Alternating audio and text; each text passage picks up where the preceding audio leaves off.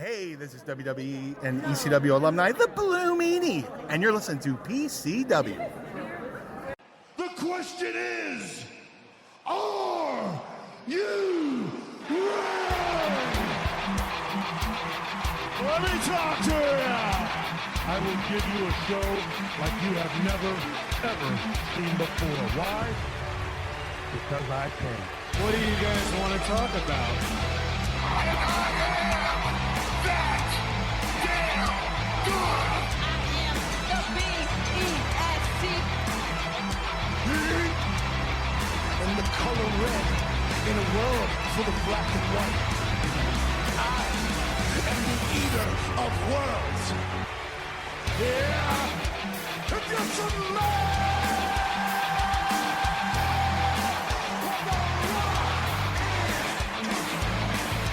acknowledge me. The champ is here. But to be the man, you gotta beat the man. And I'm saying, woo, right here. Hey, yo. The best there is, the best there was, and the best there ever will be.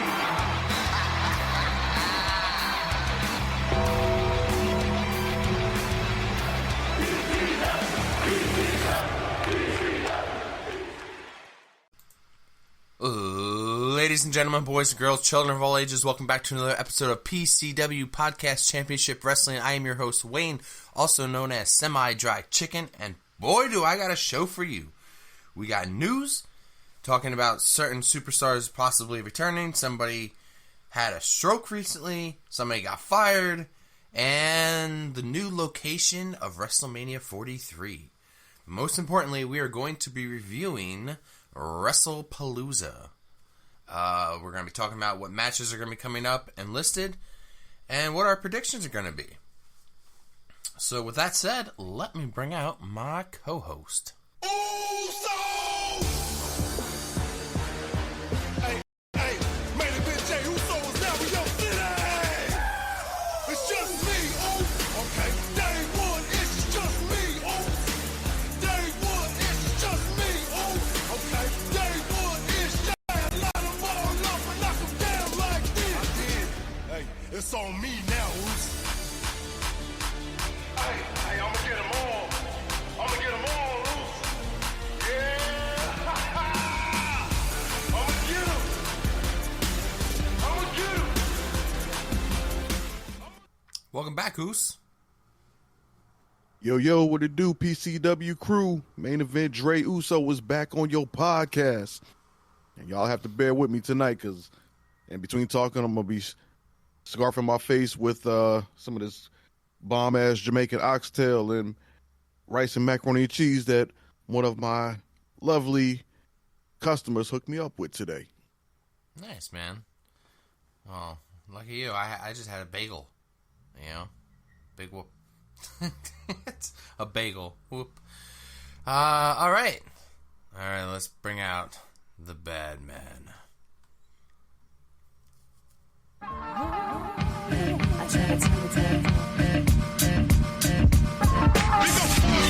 Yeah, what's up, baby? We gonna do some things right now, show you how we do up in the bean, you know what I'm saying?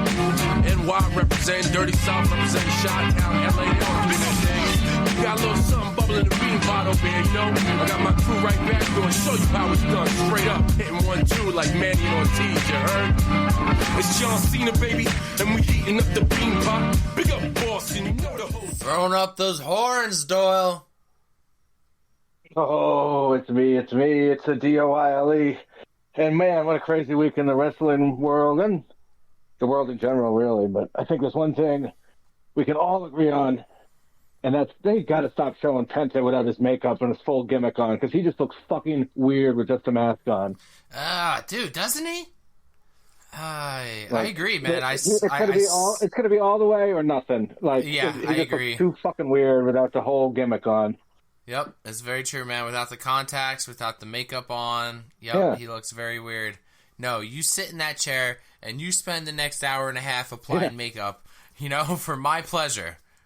Dance, monkey. It must take him fucking forever to get ready.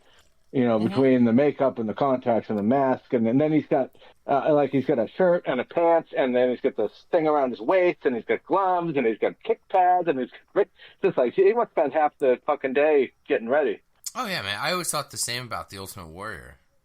I was like, oh my god, it must take forever for this man to get ready, just to run out to the ring, just be fucking winded. All that work just for 5 minutes of work. Yeah, you want to talk about a guy who did that for years? Gold Dust. You fly all the way over here. Geez. You apply that makeup. You get in this jumpsuit, and we'll have you on screen backstage for like 30 seconds.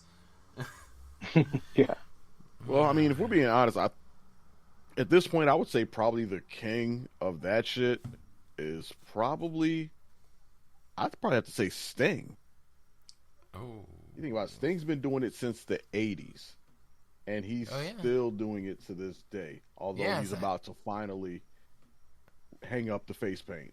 I think right now, all the appearances he's doing now are part of his basically farewell tour of sorts to the face paint. Yeah. And after this, he'll probably still obviously be making con appearances and stuff, but when you see him, you'll be seeing Steve Borden, not Sting, in the paint and all that. Yeah, that's actually very true, man. I didn't even think about that, but no, you're right, dude. As soon as you said Sting, I'm like, yep, probably. Yep. Actually, guys, I got a bunch of news. Yeah, I mean, Muda doesn't even do it anymore, I don't think, and he's fucking retired anyway. So. Yeah, and after a while, Muda transitioned from face paint to mask. Yeah. He's the only person I can think of that's been. Yeah, I mean, everybody else, every other face painter is either relatively new or no longer with us. Right. So Sting, I suppose, is the king of the face paint. Yeah. You know who used to put on face paint but doesn't anymore? It's the Usos. They used to apply face paint during. Yeah. At one point, they used to come out and do their Samoan dance. I actually remember that entrance. Way back when. Way back when. Yeah, they've been around for a minute. They're kind of sneakily have been around for 15 years or whatever it is. I know, sneakily, right? Actually, I guess they're both approaching their 40s, if not already in their 40s. Yeah. I think they're 39. Yes. In other words, you're absolutely right.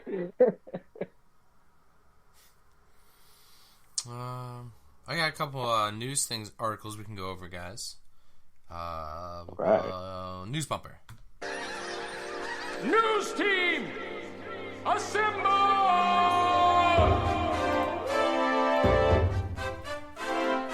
I've got news for you. Well, I got news for you. Newsflash, asshole! We'll start off we'll go from small and we'll work our way up. Summer Rae has tweeted that she may be hinting of coming back. Do you guys remember Summer Rae? Do you miss Summer Rae? Nope. I was just about to say, who? Maybe if we had about to say the same thing. If we had bra and panties matches, yes, of course, bring Summer Rae back. But we don't. RVD was supposed to be part of John Cena's retirement tour, but he got injured. So I don't know if anybody was itching for a John Cena RVD match. According to him. Exactly. Yeah. According to anybody other than RVD.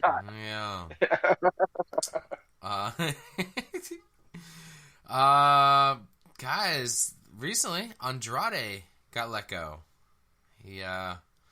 There's rumors that he failed his wellness policy, but there's also word going around that WWE tried to contact him and just weren't able to get a hold of him for a contract extension. I guess he just didn't want to negotiate.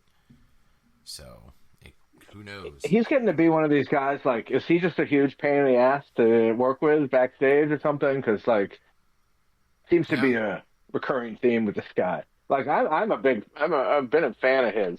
Yeah. I don't think he's been booked particularly well, so and that's part of the reason.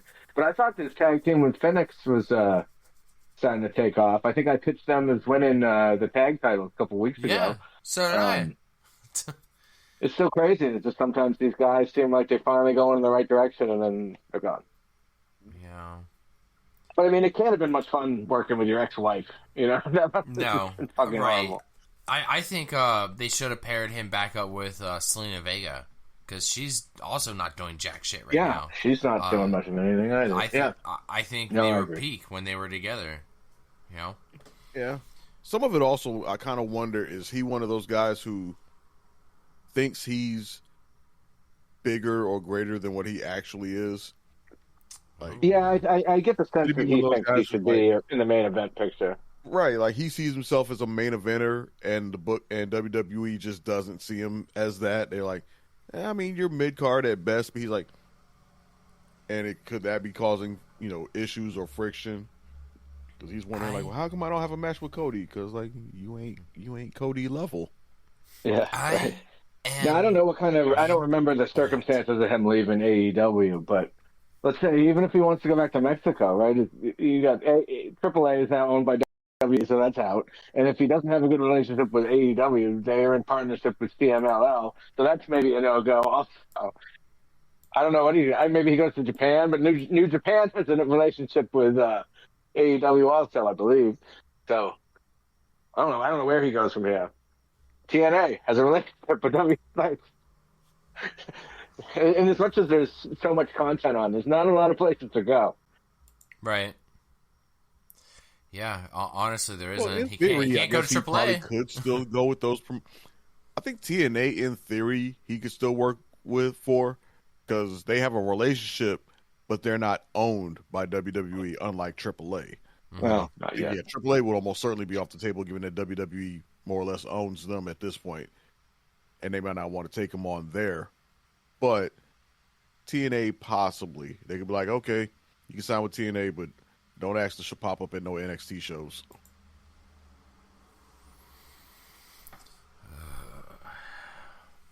But we shall see. Yeah, we Yeah, shall it'd see. be interesting to see where he lands. The other day, Jerry Lawler had another stroke. It's rough, man. Yeah. That man has escaped death several times. Do you have it in front of you? How old is he? Hey Google, how old is Jerry the King Lawler? I thought it was like 78 or something. 75. Oh. Wow. That's younger than I thought he was, to be honest. Yeah. Right.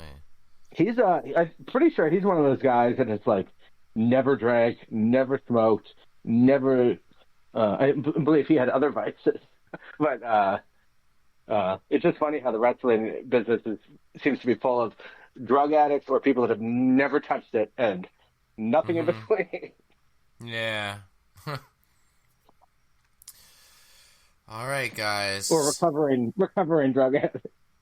Let's get to the big news. The big news. The other day, there was a press conference, and at this press conference, there was some very miserable-looking people. In this lineup, we had Bianca Belair, Charlotte Flair, Shawn Michaels, The Undertaker, Liv Morgan, Logan Paul, Seth Rollins, and Stephanie VaquerSingles. there we go. Stephanie. I like Velcro. 70 Velcro was my favorite. I'll say we're gonna mispronounce her name, but let's at least use one of the entertaining ones that Naomi did. Oh man, Don't use the one where somebody legitimately fucked up her name because they just didn't know no better.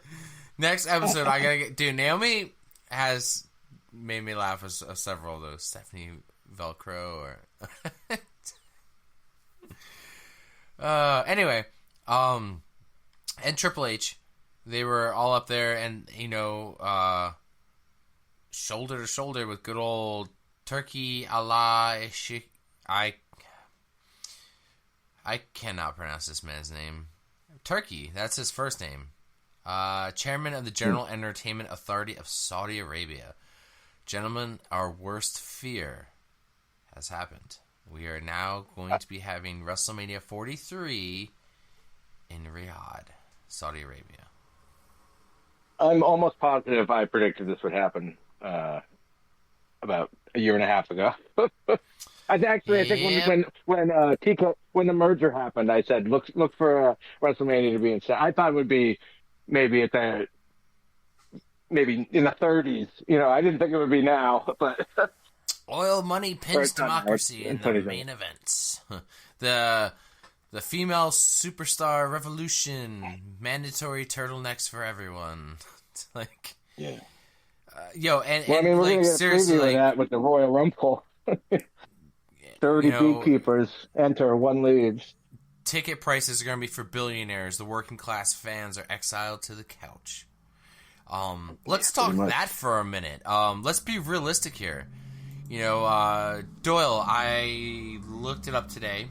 If I were to fly to Saudi Arabia, Riyadh, it cost me roughly like $1,500, right? And guess what? That's probably going to be the cheap part. It's just the flight.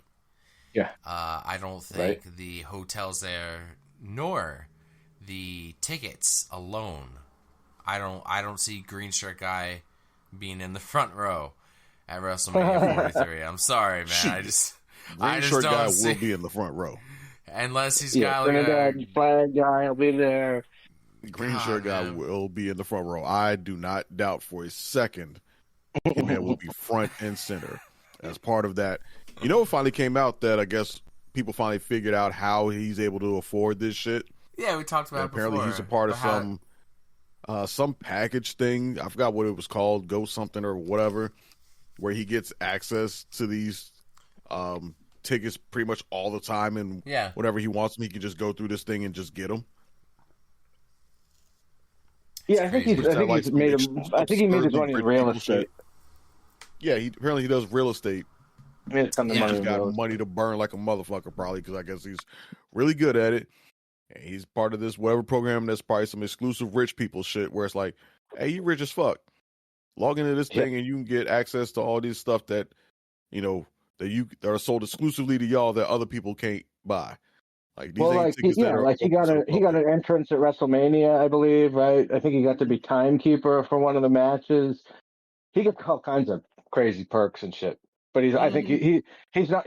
I mean, I think for a long time we all speculated he was somebody's brother, cousin, whatever. But it turns out like it's a real guy that's actually paying for all of these fucking tickets, which is insane. Yeah, he just does real estate, I think, in Florida or something like that, and he's probably just rich as fuck. Damn. So, no. Yeah. That man, as soon as it got announced, that man probably already got the flights booked. Like, go on, set it up. And when the tickets pop on sale, he'll have them shits. He'll have some exclusive email like, all right, rich motherfuckers, here's what y'all can do for WrestleMania. And he going to be like, yes, click buy, and done. All right, guys. I wonder what the further downstream effects of all this will be. Like I imagine like the WrestleCon people and all of the people that run the indie shows that go on, because when WrestleMania came to town, it was a fucking circus. It was everywhere. You know what I mean? And I can't imagine that all of that is going to follow them this time anyway. Ain't no way. I think AEW should run a huge fucking show. In one of find a stadium wherever, I don't know. They were smart, yes. Yeah, I think that's what they and let WrestleCon and all that shit surround that event. Did you guys hear who they want to wrestle at WrestleMania 43? They want Roman Reigns, Andre the Giant. They want Roman Reigns and The Rock at main event. They want to bring back Stone Cold Steve Austin. They want to bring back Shawn Michaels. They want to bring back The Undertaker. Sean's already said no. Well, apparently the deal is worth up to $250 million. So that's contingent on all of these crazy matches they want happening. So each time one doesn't happen, it's like, there's $20 million left we're going to give you, or whatever it is. But I mean, realistically, that's probably going to be the last chance. If Roman and Rock is ever going to happen, it's going to be there, right? Right. Like, I mean, because Rock's going to be a year and a half older now, but if it's not then, it'll be 2.5, 3.5, 4. You know, he's not. Neither of them are getting any younger. We're talking about either then or never. We're talking about Yeah. Slim Rock Well, I right mean, now. Rock's got to get Yeah, in shape. yeah, He lost that's like 60 pounds or something. Yeah, for So an does upcoming movie Batista. role. You've seen Batista recently. He looks pretty. He lost a lot of yeah. weight also. Yeah, both of them are trying to. Diet. Yeah, some of his diet. Most of them are trying to take on more serious acting roles and not just be the, Muscle bound freak. blockbuster action star who does nothing. So Now, credit to them for that. I mean, and obviously, if Rock does decide to get back in the ring, if they cut enough money for him to do the WrestleMania Saudi show, it's nothing for him to bulk back up. Yeah. I mean, He to gives them think that Steph you're going to vitamins. The Samoan matches vitamins. Right, years he in can usually advance. bulk back up or just get himself shredded out of his mind again, or whatever he has to do for the match. I mean, that he can do. But yeah, to me, I'm with you, Doyle. The most interesting stuff to me isn't WrestleMania in Saudi itself. It's everything, like you said, everything downstream, but the fallout from it. Like you said, it's not, WrestleMania is more than just the show itself. It's a whole week of activities all around the whole wrestling universe. From wherever it takes place, that place becomes the center of the wrestling universe for an entire week, and it's full of shit that happens. Whether it's indie shows, other outside shows, WrestleCon, all this stuff, and it's hard for me to see all that stuff traveling to Saudi Arabia. It's hard for me to see fans traveling like that to Saudi Arabia. Right, I know apparently. I was gonna say, I know that, flights obviously themselves are not going to be cheap. Tickets are not going to be cheap. Don't know what the hotel or the Airbnb situation is like over there, but apparently the green is legal over there, so they don't trip on that. So I mean, I guess that's one plus in going for them, that you can just be out there in Riyadh just putting it in the air one time. Is that right? It's crazy to book matches that far. They don't give a damn about the weed. That far in advance, Stray, to book matches, especially, we're not talking about Roman's the youngest one in that conversation, but we're dude, I just think it's impossible to see any of these guys get back in the ring. Even The Rock, man, the Rock's, we're talking a year and a half, maybe more, give or take. Can any of these guys put on any kind of a match? And if so, against who? I don't know. That's just typical Saudi Prince making crazy ass matches. Thank God all the people he picked were still alive. I mean, when the WrestleMania rumors started, I thought it would be greatest WrestleMania, or you know what I mean? Not like WrestleMania. I wouldn't be surprised if they do the reverse, and in 2027 give us Super WrestleMania or whatever the fuck, as a I don't know, give back or distraction or whatever. I don't have a problem that the WrestleMania is not going to be in North America. Whatever, who gives a shit? I mean, and of course we always with the Saudi blood money stuff or whatever. But the fans in Saudi Arabia, whatever, they're I'm sure they're all fine people. They deserve entertainment as much as we all do. But I feel like WrestleCon probably would follow to London or to Paris or to Madrid or wherever the fuck, whereas I just don't see it following to Saudi Arabia. Yeah, we know stuff like that would travel to those places. Just look at the Olympics and how, when that comes to a city, it takes over for 2 weeks. So it's nothing for a WrestleMania or something like that to do a week. Area of the world. Now they're doing all this stuff, they're trying to build it up into this. It's part of this thing called Riyadh tour season, I think it's called. They're trying to, and I think this year there's a huge comedy festival in Riyadh.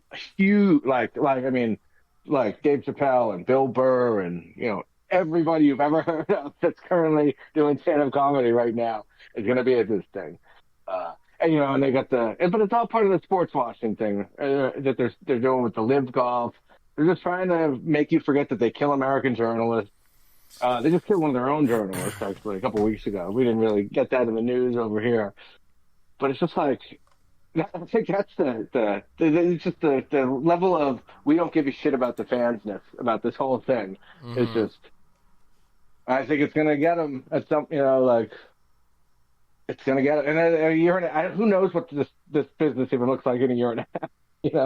I feel like the bottom's getting ready to drop out. Like I've been saying, it ebbs and flows, and I think it's about to fall off a cliff, popularity-wise. But we shall see. Yeah, we'll see. I don't know if it would. I think, like you said, yeah, it does ebb and flow. I don't know that I can see wrestling at this point falling off a total cliff. I can see it having maybe some lean years, more so. I think at this point it's kind of reached a certain level of just mainstream acceptance that we're not going to have, the struggle that we saw from like WWF in the 90s, right, pre-Attitude Era. Like, we're not going to see that new generation era struggle again with them. I think they're a little too mainstream now and too well accepted at this point for that to happen. And pretty much all these wrestlers are becoming household names, not just the biggest stars. Like, everybody knows of everybody at this point. So I think they have a certain level of immunity to it. But yeah, they can still have some lean years or some stuff where the product is maybe a bit down. But I think they've reached the point where they've gotten well enough to disappear or anything. I'm not suggesting that. I think the days of every show is a record gate might Sure. end. Yeah, like they can have that, or like they're not hitting record gates every time, but I think they'll still be putting up strong numbers. PLEs, I think. Well, they're marketing to whales. Like a lot of businesses are. Almost pro sports, at least on the professional major league levels, is doing the same thing. I mean, yeah. So what if 25% of the seats are unsold? We got, however much for all the dipshits sitting right behind home plate, all paid, 8 times what they were paying 5-10 years ago. Yeah, thousands. So they're going after the whale. That's the business model now. Is going after the whales, and if the little guys can't afford it, so fucking what? Yeah, I don't think I don't see them going to a point where they're out where they can't sell out stadiums and they're gonna have to, or we're gonna have to go back to the smaller arenas or anything like that. Like I don't see them falling off that bad. Right. I think if they put a show in a stadium, it's still gonna sell. Shows like what we just saw this Friday, in my local area when SmackDown was at the Scope. Shows like that are just going to be fewer and fewer far between. These smaller, 10,000 seat or less stadiums or arenas that they have shows in. Those will be, your random once in a blue moon throwaways. Mm-hmm. Maybe worst case scenario, if they get lean, you might see an uptick in those type of shows where it's like, okay, the business is down. We're going to have to book more, 10 to 12,000 seat arenas as opposed to the 15, 20,000 and up arenas. Mm-hmm. Maybe that, I think, is about as much as bad as it could get for WWE right now, unless something absolutely disastrous were to happen. It's absolutely insane. Yeah. Like Doyle said, they're going to go for the whales, right? With these ticket prices and the insane prices that they're charging. And, we're stuck at home on the couch, but we're paying $30 a month now. Some of us. But people... Some of us. Yeah, some of people us. will end up doing the same, doing like what just happened given that they were just here, I can use us as an example here in Norfolk, where SmackDown was here, tickets went on sale, and initially when tickets first went on sale, the cheapest seats, right? We're talking the 200 section of the Norfolk Scope, nosebleed seats, even though Scope's not really a big arena, so nosebleed ain't that bad. You know, nosebleed at the Scope was probably better seats than what we had at WrestleMania, but still, I digress. Cheapest seats at the Scope were going for $250. Ringside seats, front row, were going for well over $1,000, like almost approach somewhere like $1,000 to $1,200 for just a random episode of SmackDown. Yes. Now, see, actually, that. Oh, I'm sorry. Finish what you were going to say. Oh, yeah. And yes, some of those seats sold. I'm not like they definitely sold some of them seats. Some of the, like you said, the whales and the people like that they go after who just have the money. Yeah, it's coming. They're gonna fork it up. So yeah, some of those most expensive seats definitely sold and sold quickly. But a good chunk of that arena was not sold until maybe the last 2 weeks before it came to town, and that's when ticket prices started to plummet. The section that I sat in, that I was eyeballing, when I first checked the prices, those tickets were going from between $600 to $800, and I was like, "Ain't no way in hell I'm not paying that. I would like to sit there, but I'm not paying that price." I was looking at another section behind that was in the 100 seats, and those were going for about $5. And that was about the max I was willing to pay if I was going to go. And at that point, I was still on the fence. The last 2 weeks, them ticket prices started to drop. The same seats that I was looking at that were originally going in the $600 to $800 range, they dropped down to the $500 price point. And I was considering them. But I was like, nope, I'm going to wait. I'm going to hold out, see if they drop a little bit further. By the time I finally got my ticket, and I got my ticket the week of that Monday night, those tickets that, again, were in the $600 to $800 range, I bought it for $230. That's fees included. So the ticket itself was $230. $30 were in fees. So I think a lot of people are going to end up doing that. So, I mean, they can price it how they want, but people have a limit. And if they price them people out, then yeah, the whales, the people with money to burn, they'll buy them. But a lot of these arenas will be half sold or barely sold until they drop the price to something more reasonable that people are willing to pay. Those cheapest tickets that I paid, I said were going for $200, week of, they had dropped down to $70. And that's when they started moving. Was this the secondary market, or was this the Ticketmaster dynamic pricing? No, yeah, direct sale through Ticketmaster, or at least in this area, it was called 7 Venues is the retailer for that, but 7 Venues runs through Ticketmaster. Right, yeah. Interesting. Well, I was going to say, if they play their cards right, this is a great opportunity for AEW to make some moves here. I just went to a show also. Granted, it was Collision, but I was sat in the 5th row for like $70. Excuse me. Not bad. So I mean, it was the ECW arena, but it was not it wasn't a big venue at all or anything. But it's just like I'd rather go to 5 AEW shows for the price of half of a big time WWE event. It seems like. Just seems much more accessible and closer, and Yep. I could have yelled and they would have heard. If I, Those are always the best when you're within yelling distance and they actually hear you. That's always the best. Like, but you couldn't even get in the door for $70. You said, or not until the week of or whatever, right? Yeah, you had to wait till the last minute to get nosebleed seats at $70. Right. I sat in the 5th row.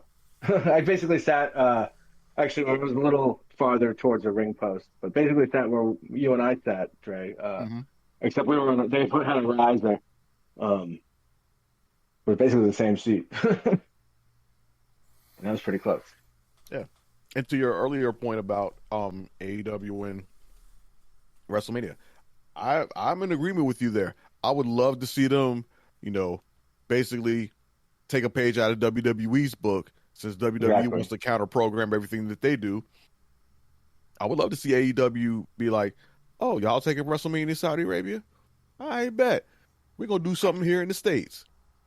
And then let everything else decide where they want to go. Because WrestleMania is going to have to start at, 11 in the morning or something like that, right? Yeah, oh my God, I didn't even think about that, dude. All night. That's going to suck. Well, no, yeah, it'll be, if it starts at, I guess, 7 o'clock their time, then WrestleMania that year would be at 1 o'clock in the afternoon, our time, or noon or something. Yeah. Well, you know what? It'll be nice because it'll be the first time, it'll be over before 7 o'clock p.m. Just in time to watch the AEW show. Yeah, right? Smack in the middle of your fucking day, though. 2 days in a row. Saturday and Sunday, so. Yeah, if Tony Khan is smart, he'd be starting to brainstorm it now. Yeah, especially with that announcement. Scouting the venue. He'd be like, all right, bet. We about to book us an all-in, right, and go directly up against WWE, because, WWE has absolutely left the door open for them to counter the shit out of them. Do a big show. Go give us an all-in here in the States. Go all in, and like I said, go all out in for it. Go all out, and let the wrestling world decide. Let WrestleCon decide where you want to be at. You want to follow WWE to Saudi Arabia, or do you want to come with us here to Texas to Jerry World or something, or SoFi or whatever, wherever. Yeah. Wale. Where you want to have Wale Mania? You want to have it here with a AEW here in the States, or you want to try to pull off Wale Mania in Riyadh? Let people decide. Oh, by the way, weed definitely illegal in Saudi Arabia, and so is alcohol. I can't imagine sitting through 10 hours of WrestleMania without being able to have a beer. Oh my God! Nope, not for me. All right, guys. I think that's it. That's all I got for that segment for news. So I've been thinking about it. I've been trying time and time again to get this bracket off the ground. But every time I get excited and I think I got a wee bit of space, there's a pay-per-view right fucking there. And I love it. Well, there's one every 3 weeks now. Dude, yeah, man, it's ridiculous. And I just wanted to think of a better way to maybe get this done. So, it's going to be a slow burn. But you know what? Fuck it. Let it be. Let it be, because then we'll work on something else. Something bigger, something better. So, I scoured the internet. I've looked up ones that I could find quite popular across different boards and websites, and I gathered all my information. And we are going to do, for our first bracket, fantasy matches that have never happened. These are fantasy matches that people on Reddit have requested. There's a couple of websites that like Quest or Quarrel or something like that you can ask questions to, and you can get polls. And I went to a bunch of other websites and I pulled a bunch of these matches together. There were some ridiculous ones, and I was like, okay, maybe I won't put those in there. I'm not gonna give you guys a readout of all of them because I want this to be on the fly. I don't want you guys to know what's coming. I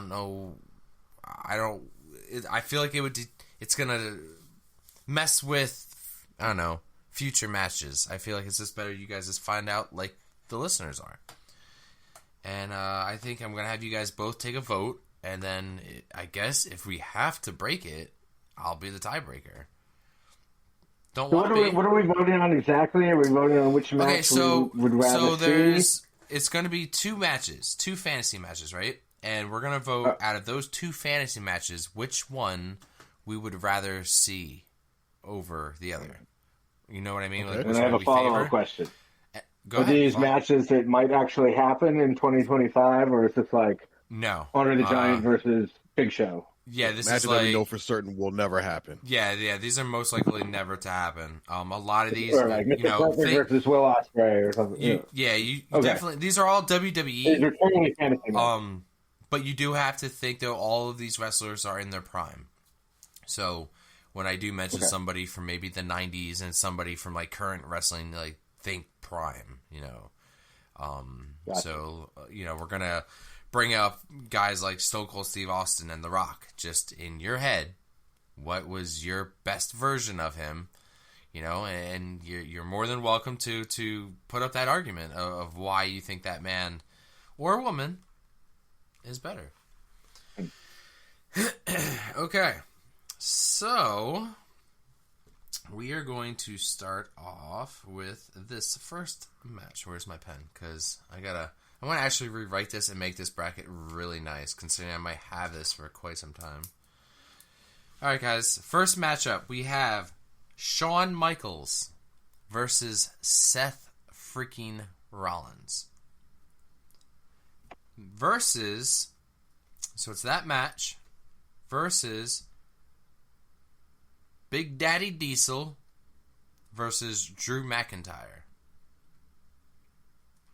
So you have these two separate fantasy matches.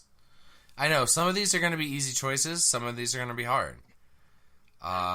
When you said Michaels Rollins, I almost just said Michaels Rollins. Yeah. I almost said it as soon as you said Big Daddy Cool Diesel. I was like Michaels Rollins. Yeah. Okay. So that's you guys are both against. So yeah, let's spend a little bit of time here. Like, so you guys are both agreeing HBK and Seth Rollins, right? 100%. 100%. Yeah, I mean, I love Drew McIntyre. But like in terms and Kevin Nash was a good on the stick and everything, and he's not terrible, but I don't see him putting on a match even with Drew McIntyre that it would even be nearly on the level of Michaels and Rollins. Right. I think he's the weak link of the four. You know what I mean? Yeah. Even if they're saying it's Big Daddy Cool Diesel, which I'm taking as exclusively his first run in WWE. Mm-hmm. I'm not even factoring in, Kevin Nash WCW NWO version of him, which I personally think was peak Nash.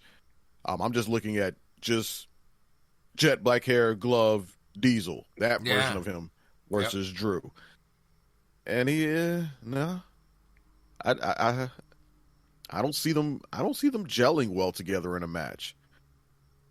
Whereas HBK and Seth Rollins, you're talking about two of the best in-ring workers in the history of wrestling who can come up with shit on the fly. Like, the way that match would go, my God.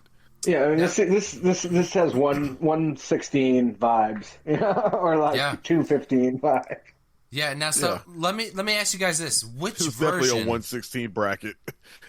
Which version of HBK would you like to see? Like, are we thinking like before he left after his back injury, or are we thinking like when he came back in? God, what year was that? 2002. 2002.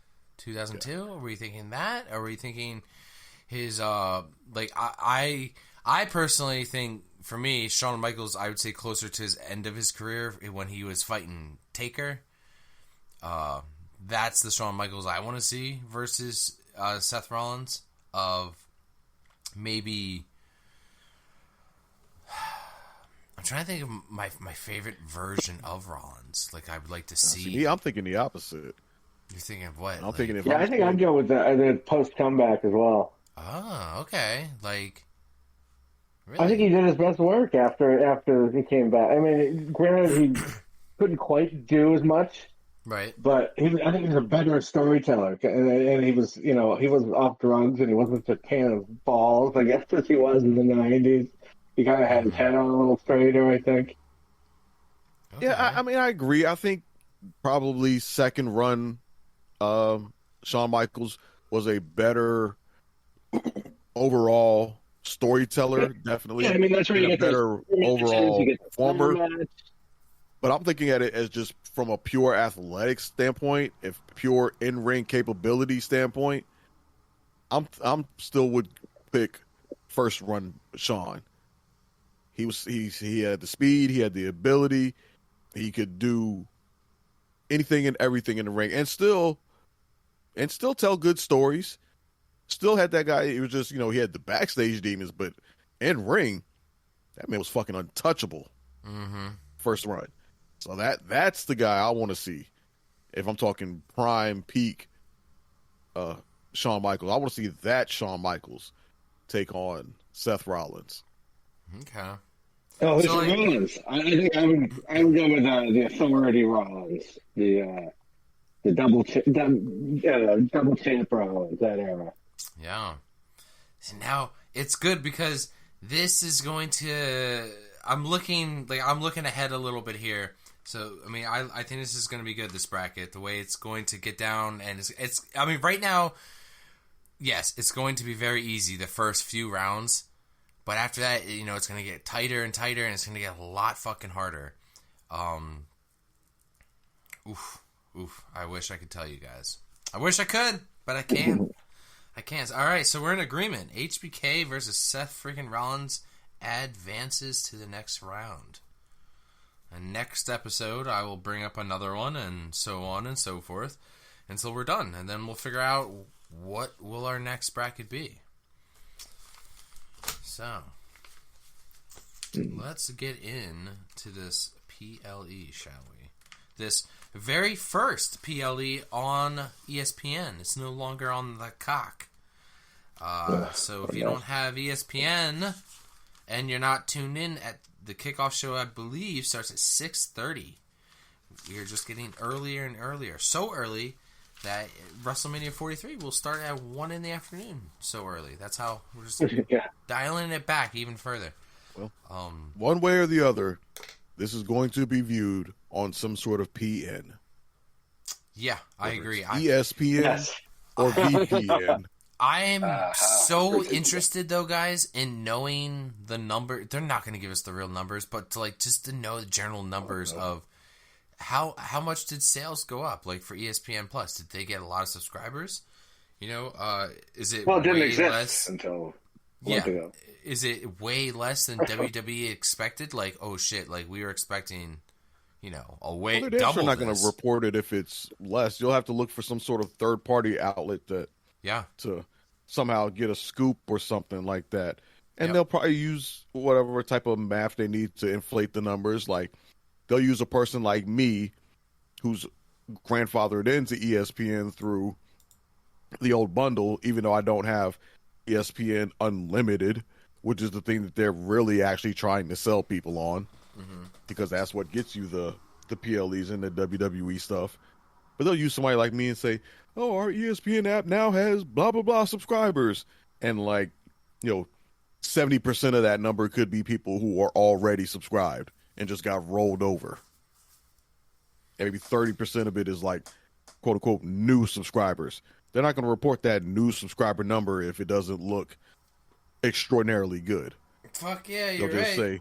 They'll just report the overall number and say, oh, ESPN has 12 million subscribers or whatever. Yeah. And 10 of those 12 were people who already had the shit through Disney Plus or bundles or whatever.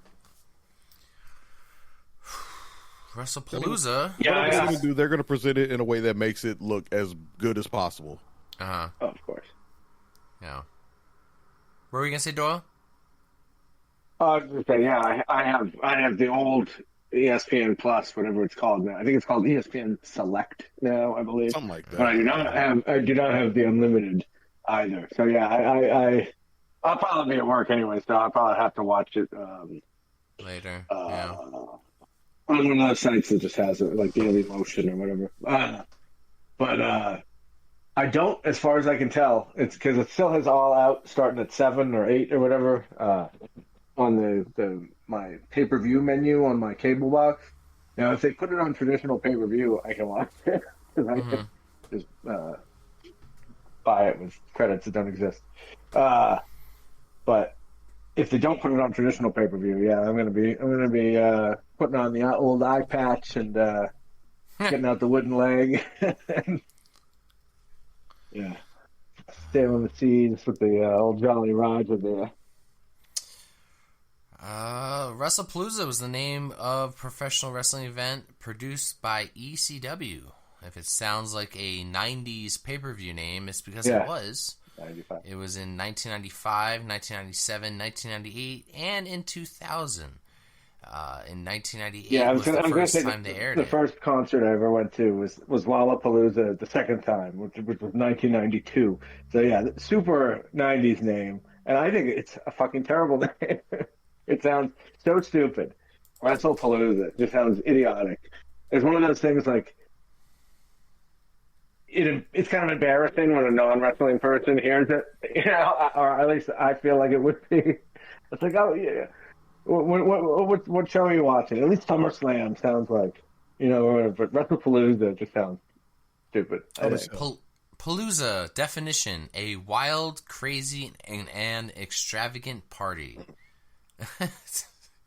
Like, of all the names that they acquired through their ECW, WCW purge. Yeah, like, that's the one that they... Wrestlepalooza. Yeah, it sounds dumb. It's like they wanted to come up with something similar to WrestleMania without calling it WrestleMania. Right. It has to have the word wrestle. I'd have dug up Starrcade before I used Wrestlepalooza. Yo, Starrcade would have been a good one. Right. I didn't even think like about that. Like, they haven't used Starrcade at all since they bought WCW, have they? I don't think so. Wait, do you think they may have done NXT? I don't know if they ever did an NXT Starrcade. They've done Halloween Havoc and the Great American Bash. Did they ever do Super Brawl? I don't think they've ever done Super Brawl either. That one! Fuck! I'd have used Super Brawl! Yeah, that's not bad. 2019. 2018 and 2019 they used Starrcade. What? Really? 2019 they used Starrcade. Like 17, 18, and 19. For NXT?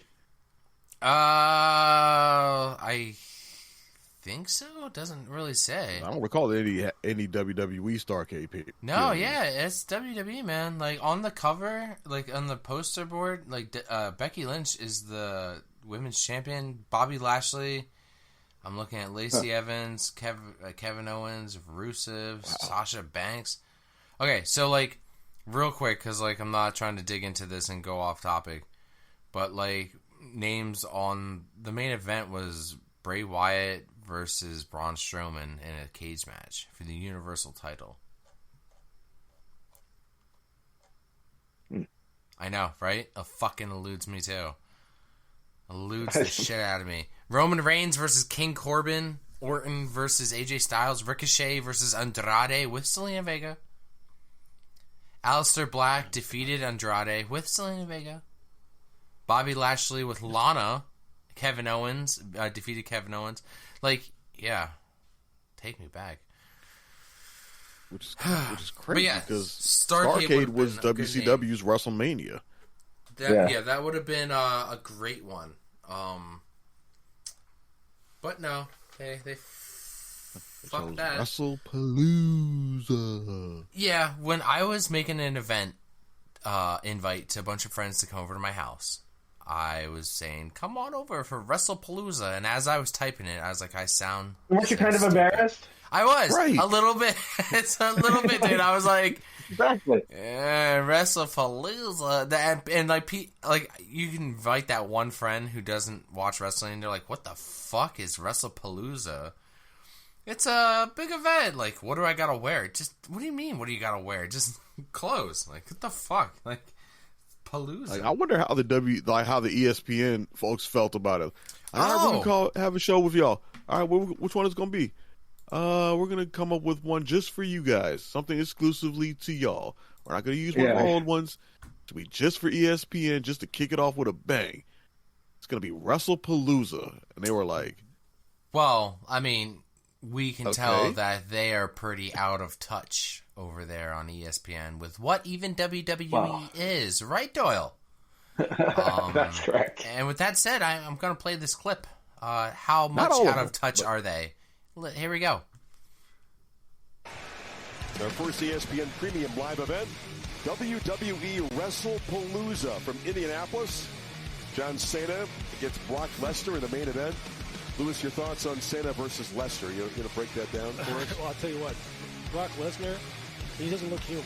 As big as that man is. He looks like Scott Matlock. He looks like some of the dudes, that we saw down the field in pregame. I was like, is that Brock Lesnar out there in jersey 44? That's Saturday, 7 Eastern, streaming on the all-new ESPN app. John Cena. Like some of these, like I'm pretty sure it was Chris Fowler who's been there for fucking ever. Mm-hmm. Like some of these old school sportscasters are going to be like beside themselves, right? That they have to like do these promos for wrestling. Right. The thing that they probably used to look down on for the longest time, like that's what I'm saying. Of course, we're not doing that wrestling shit. And now they're sitting there talking about it, like, oh wow. Now he has to yuck it up about. Oh man, I gotta talk about that. Lewis Riddick, I'm sure he knows. I'm not saying Lewis Riddick is like a wrestling fan, but he sounded like he knew what he was talking about Brock Lesnar and how massive that dude is. Right, sure. Yeah. But like Lee Corso is going to sit and talk about, like, I don't know. These people, I just can't imagine how pissed off they must be. Or at least some of them. I'm sure some of them think it's cool. Some of them don't give a shit. But I'm sure there's like some of those older salty dogs. Yeah, there are some people, but of course there are some people at ESPN who probably are. Well, I'm almost certain that there are some people at ESPN who are wrestling fans and genuinely watch the product and all that stuff, and some who are, even if they're not week to week watching, are still somewhat familiar with it. I think just this past week, yesterday, in fact, on First Take, they had Seth Rollins and Paul Heyman up there. They were doing an interview with Stephen A. Smith. And, Stephen A. Smith has said it himself, like, he used to watch it. He was a big fan back in the day. He's not a week-to-week watcher now, but he's in touch with the product enough that he can talk with these people about the product, about what's going on. And you could tell him and Paul Heyman have somewhat of a friendship together or some sort of friendly interaction just by the way the back and forth interaction that they were having.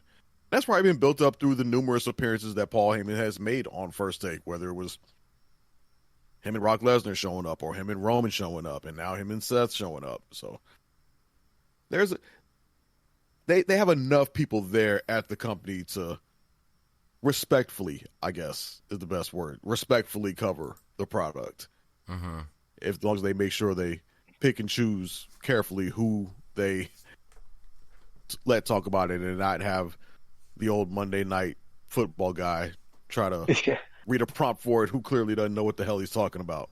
But they also when they launched the WWE content on this app, which I don't have, so I didn't see this with my own two eyes, and I don't know what it looks like now. But when it first launched, the thumbnails they had for Raw and SmackDown or whatever, or the sections or whatever, were just so out of date. It had people that haven't worked there for 6 years on the cover. Just, like I think they had like Jericho and like Braun Strowman and just people that aren't around anymore or whatever. It's like obviously whoever did this just found something, found the first picture they could find and stuck it up there.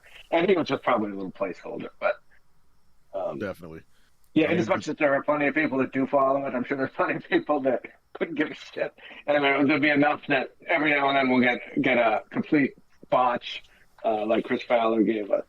So that'll be fun to look forward to.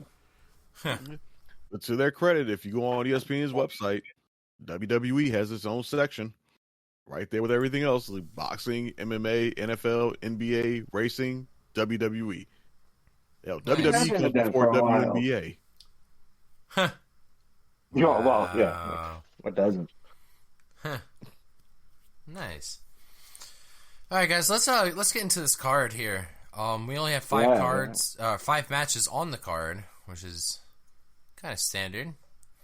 It is going to be in the Gainbridge Fieldhouse in Indianapolis, Indiana.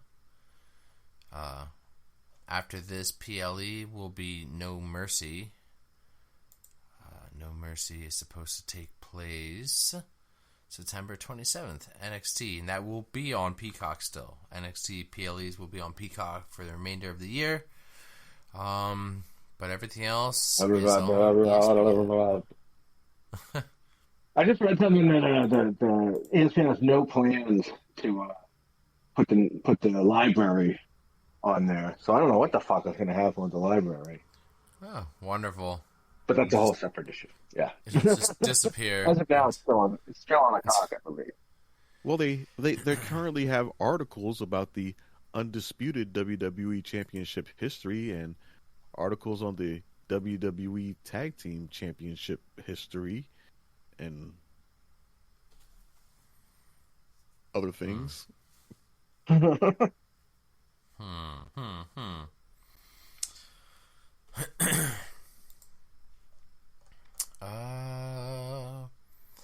Let's start off with the women's match here. We have Iyo Sky versus Stephanie VaquerSingles. Trust me, next episode I'll try to get some other ones. So when Naomi got pregnant, she was forced to vacate the Women's World Championship. It created an opportunity for a number one contenders, and Stephanie and the former champion Iyo Sky to fight for the top prize on the women's division. They're both popular baby faces right now. So that's it's a little creative difference right there. Normally we always have one face, missed one opportunity. Like, they just handed... I mean, I think this should have been the match, and I'm fine with that. But they just handed it to Iyo. Like, we couldn't get a couple of series of matches where Iyo somehow earns it. Yeah, I agree. Stephanie, I believe, already had a title shot, guaranteed or whatever, so I have no problem with her going right to the match. But, like, we couldn't have had even a three-way on Raw after the winner faces or something like that. Anything. Mm-hmm. Yeah, I mean, I'm okay with it in this sense, just because it avoids the pretense and just gets to the thing that we already knew was going to happen. Like, even if they would have had a match, like, it'd have been Iyo versus who. You know, if they would have been a match. Shannon and Rhea. Exactly. You know they're going to throw Rhea in the match. And, okay, they throw another third person in there. That third person, you know, doesn't stand a chance. So what you're really getting... you have another opportunity for Iyo to pin Rhea. We get to further that story, add a little more depth to that. You still end up in the same spot. But that... Exactly. And that's the thing that I want to avoid for the moment. Again, I'm the person who's advocated that this be a years in the making storyline where Rhea just can't beat Iyo. But if you do too much of it in a short time span, then you almost kind of you shorten the timeline before Rhea has to eventually go over. I think they did it for a while. It was a storyline.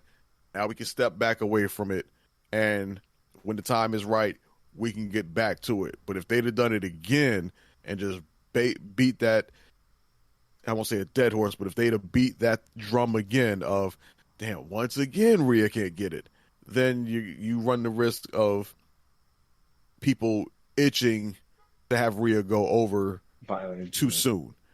And then you end up having to get to that climax a little too soon because you've done so much of it at this point in such a short, condensed time frame.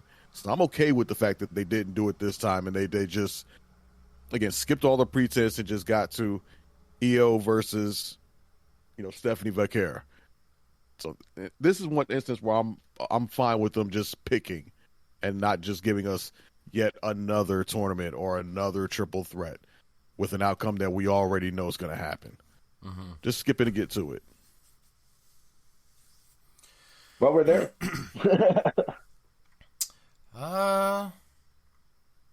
Yeah. Let's get into this. I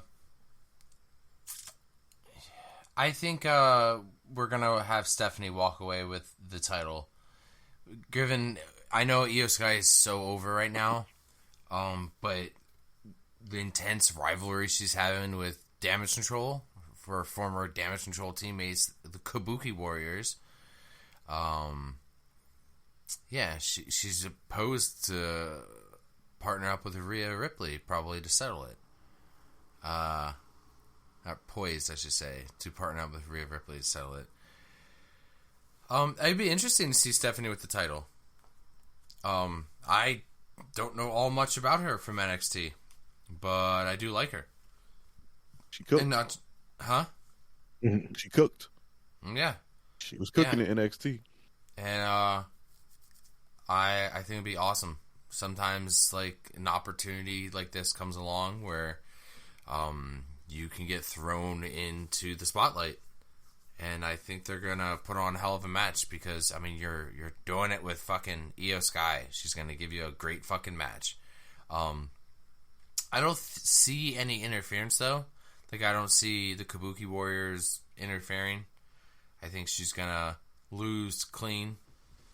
And then I think the drama will unfold afterwards. But, yeah. Stephanie VaquerSingles. For the win. Dre. I agree that Stephanie VaquerSingles is going to win. Yeah. But I do think that I disagree that she's going to win clean. Oh. I think that in some way, shape, or form, shenanigans are going to happen. Mm-hmm. And that's going to cost Iyo the win. And that's going to create more tension between her and Asuka. And somehow Rhea will probably get dragged into this as well because ain't no way they're about to have this Wrestlepalooza show and Rhea Ripley ain't on this motherfucker somewhere. Exactly. Like, it just ain't no way. That's just not happening. They going to get her in this on that television screen some way, shape, or form. Mm-hmm. And it's going to happen in this match. And that's going to end up costing Iyo the match. And it's going to just create more tension, which will ultimately, move that storyline forward. And that's what makes, and that storyline is so great because it doesn't need the title. They can just have tension and beef with each other for personal reasons. Whereas Stephanie can move on as the champion and begin to take on challengers, probably starting with Judgment Day and eventually maybe a Becky Lynch or a Bayley, whatever side her brain wants to be on week to week. But there's space for, Stephanie VaquerSingles to be a fighting champion while the story and the drama is taking place with Iyo and Asuka and Rhea, which I don't think it's going to be settled in a tag match. I think a tag match is just going to be another step, another chapter in the story. The ultimate settling, or the ultimate climax of this is going to be Iyo versus Asuka. Mm-hmm. At some point, whether that's a Survivor Series match or if this storyline plays out to the Rumble, or if I'd be hard pressed to see how they could pull it off. But if somehow they manage to drag this fucker all the way to WrestleMania, that'd be a long ass story to tell at the rate they're going right now. But that's going to be, to me, the climax of the storyline is Iyo versus Asuka 1-on-1 at a PLE. But for the match itself, Stephanie VaquerSingles wins due to outside interference from somebody, either Asuka or Kairi or Rhea. One of those three cost Iyo the title, and Stephanie picks up the win. Doyle, what do you think? Yeah, well, we're all in agreement, I think. We're getting the first-time champion here, I believe. Yeah, it's funny when you said you thought that there wouldn't be any interference, and I was thinking to myself, if any of these matches are gonna have interference, it's gonna be this one. Really? Yeah, just going off the same logic Dre used, that Rhea Ripley is absolutely going to be on the show somehow, and this is the spot to be in. And if she is, it means the Asuka and Kairi Sane will be also. But yeah, I mean, ordinarily I feel like It's so early for Stephanie. Has she even been in the company a year or maybe just a little over a year at this point? And, normally when somebody like this gets a title shot, they go on too soon, they're not established enough, blah, blah, blah. But I love fucking Iyo. Hell, I mean, in fact, this is match of the night, if not match of the year contender, possibly. But I feel like, I mean, not necessarily her fault, but I feel like Iyo has been champion a couple times lately. Those reigns have kind of been not so memorable. Not really her fault. She just hasn't been given a lot to do. I feel like last time she was champion, she didn't have a match for 2 months or something like that. So not her fault, but I mean, just Stephanie VaquerSingles just got such a unique charisma to her. She's just like effortlessly cool. English isn't the greatest, but it doesn't even matter. I kind of like her not talking much. She just kind of has an aura about her that it's one of those you can't teach things. She just has it. She has a special, unique quality that nobody else has. Nobody else can do it. And we'll see what she goes. I hope they give her stuff to do because it should be a fun reign. She's incredible. She's a joy to watch. And I'm looking forward to see where she goes next. Yeah. And she parlayed it perfectly. Like the way she said, English is not my first language, but wrestling is my first language. Yeah. Like that's the perfect fucking catchphrase. Awesome. They put that shit on a shirt, and I'm sure that shirt is selling well. Yeah. And she already has the look. Mm-hmm. Like she looks great with a belt on her. Like I see some people like you see them holding a title, and it's like, yeah, it looks right around their waist. She looks like they look right with a championship belt around their waist. Stephanie VaquerSingles is one of those. Yeah. When she had that NXT North American Championship and when she had the NXT Women's Championship and she was rocking it, it just looks right on her. And I just know when you see her put that Women's World title around her waist, it's gonna look right. Mm-hmm. Yeah, I mean, and she has it. Whatever it is, she's got it. Mm-hmm. She gives she's got a little tiny little smile in the corner of her mouth that she does, and she kind of looks side to side, and she has it. I don't know how else to say it.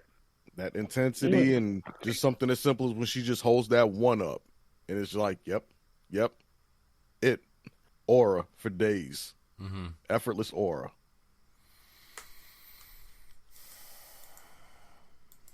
All right, guys, let's move on to the next match. Yeet and Skeet. The Usos, Jimmy and Jey Uso, versus The Vision, Bronson Reed and Braun Breaker. And just a standard old tag match. We haven't seen Jimmy and Jay back together since last March. I think it's awesome moment to have them back together because these guys have had such huge character development for the past year. Jay obviously way over more than Jimmy, but there has been a slight character change in Jay as of recent. If anybody watched, I believe it was SmackDown the other night. Was it SmackDown or was it Raw? No, Raw. Was it Raw? It's been happening on Raw. Jimmy brought up, yeah, that's right. Jimmy brought up the fact that, Jey Uso was acting more like the OTC Roman Reigns. Could we see a heel turn? I don't think so. Could we see just a bigger character development for Jay? And, also, where does this leave Jimmy? There's also the involvement in this match. I'd say this is probably going to be an interference, and I think it's going to involve LA Knight because the way it ended the other night with LA Knight shaking his hand but then laying his ass out, I don't think it's over. Even though he got the last laugh, I don't think it's over. I think them losing this match is going to suck. All signs point to the Usos winning this match. The face is going over and sending everybody home happy and eating, right? I don't think so. I think with what recently unfolded, this week with LA Knight, I think he's going to interfere somehow, and it's going to cause Jay to maybe super kick or spear Jimmy by accident, cause something to happen, a slip up, and that's all it takes. And, Bronson and Braun Breaker getting taken more of a serious tag team right now. To beat the Usos, that's a big win, especially with the Usos in this state. So, I'm giving the win to the heels. The Vision. Dre, what do you think? I gotta disagree with you there. I think the Usos take it. I think they take it fairly cleanly. The fact that LA Knight got his lick back this past Monday after Jay got him the week prior, I don't see any reason for him to interfere in this match. Like, if he runs out there, who's he running out there for? He's not running out there to get a lick back on Jay. He already did that. I don't see much reason for him to run out there and try to get another lick in on the Vision in this match. He got what he wanted this past Monday. He got his match. Adam Pearce asked him, what do you want? I want a piece of the Vision. Adam gave him a piece of the Vision. He had to find his partner. Like, LA Knight got what he wanted this past Monday. There's no reason for him to come out and try to double dip again this past Saturday. I think they did that on Monday to keep him out of the match on Saturday. So I think this match is just going to be a straight up tag team match, and the Usos are just going to go over clean. Now, what happens from here, we'll see the following Monday what happens. But as far as this match itself, I think the Usos will go over clean. I think the Vision can't sweep tonight. Can't sweep the night. So someone's got to win and somebody's got to lose. So the losers are going to be Bronze Incorporated. Doyle, break this tie, man. Well, not really a tie, but break this decision here. Who are you thinking? Interesting. Well, I think they want us to think that Jay Uso might be turning heel. But I think that would be absolutely absurd. It just doesn't make any sense. It'd be, when the guy's selling merch and stupid entrance and makes no sense. But I do think we're going to get a heel turn. I think it's going to be Jimmy or LA Knight. I think I pitched LA Knight joining the Vision a couple of weeks ago. I think I still might be there. But I'll tell you what, I think a Jimmy heel turn here might do him wonders. Jay is already at the top of the card, basically. He's had a world championship. As his level's higher, he can go, sure. But he's about as high as he's going to get. And I think Jimmy, I think it's time for him to, level up himself, finally. Maybe that just means a mid-card run with the U.S. title or something like that in the near future. But I think he needs a shake-up of some kind. And I think that would be good for him, third heel, give him something different to do. So I think Bron Incorporated go over. And I think Jimmy or LA Knight end up turning heel. And if it's LA Knight, I think he probably joins the Vision. But I'm not sure that makes a hell of a lot of sense. So I'm going to go with the bad guys. I still struggle to see LA Knight turning heel. Sure, that's not a bad thing. Right. I just can't see him turning heel and then joining the Vision. Like, it's extremely rare. Almost killed Seth Rollins, and that's kind of how he got it. I think Seth takes I see what he can do because I've been fighting him kind of attitude. I mean that's worked for Bronson Reed because Bronson Reed's not an alpha. LA Knight is at least within the context of WWE is an alpha. And It's very rare that factions work with more than one alpha. Yeah, that's true. It's extremely rare. In fact, you'd be hard pressed. Right now, I struggle off the top of my head to think of factions that worked with multiple alphas at the same time. Because even you think about D-Generation X, Shawn Michaels and Triple H, they were both alphas in the last run that they had when it was just basically them two. And that was basically a shell of what DX was. It's just to play the greatest hits. What's that? That was when the one guy that's still alive from the band is out there playing with 4 young dudes and doing a song from 30 years ago. Yeah, that's all. Right. Did you see Jimmy joining the Vision? Hell no. Yeah, I don't see that happening either. No way. I think Jimmy should turn heel. Jimmy was heel, and I don't think it did much for him. And it didn't work. He needs something, but I don't know that a heel turn is it. He needs skeet. Yeet and skeet. I'm telling you, it would work. It's something that he needs, but I don't know. He needs the rub from somebody, I think. He needs somebody to give him the rub to help, change his outlook or change that. Whether it's Jay that gives him the rub and that motivates him to get a singles title of his own, or Roman gives him the rub or something. I think he needs the rub from somebody to push him to become a singles champion on his own. Mm-hmm. Or maybe he's just destined to be the forever mid-card, damn, I hate to say side dude, but that guy. Say it. No, because Jimmy, to his credit, has a lot of assets or a lot of attributes that Jay does not have. Like, I don't think there's a dispute between anybody that Jimmy is by far the better one on the mic. Jay may have the catchphrases, but as far as just actual talking, Jimmy is way better.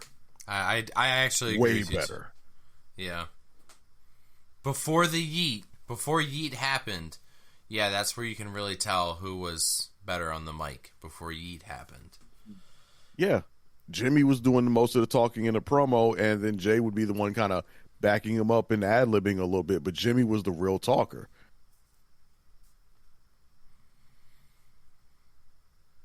Like, fuck, if Jay had Jimmy's mic skills,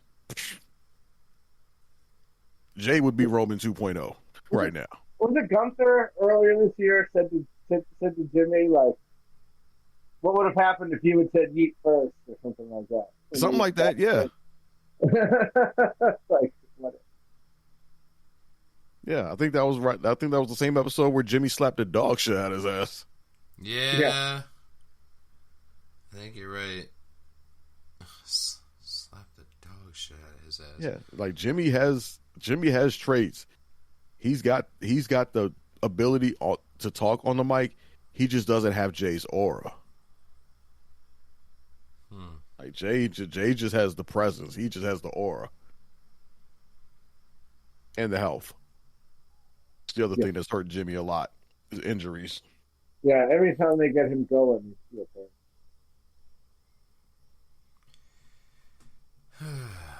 All right, guys, let's move on to the next match here.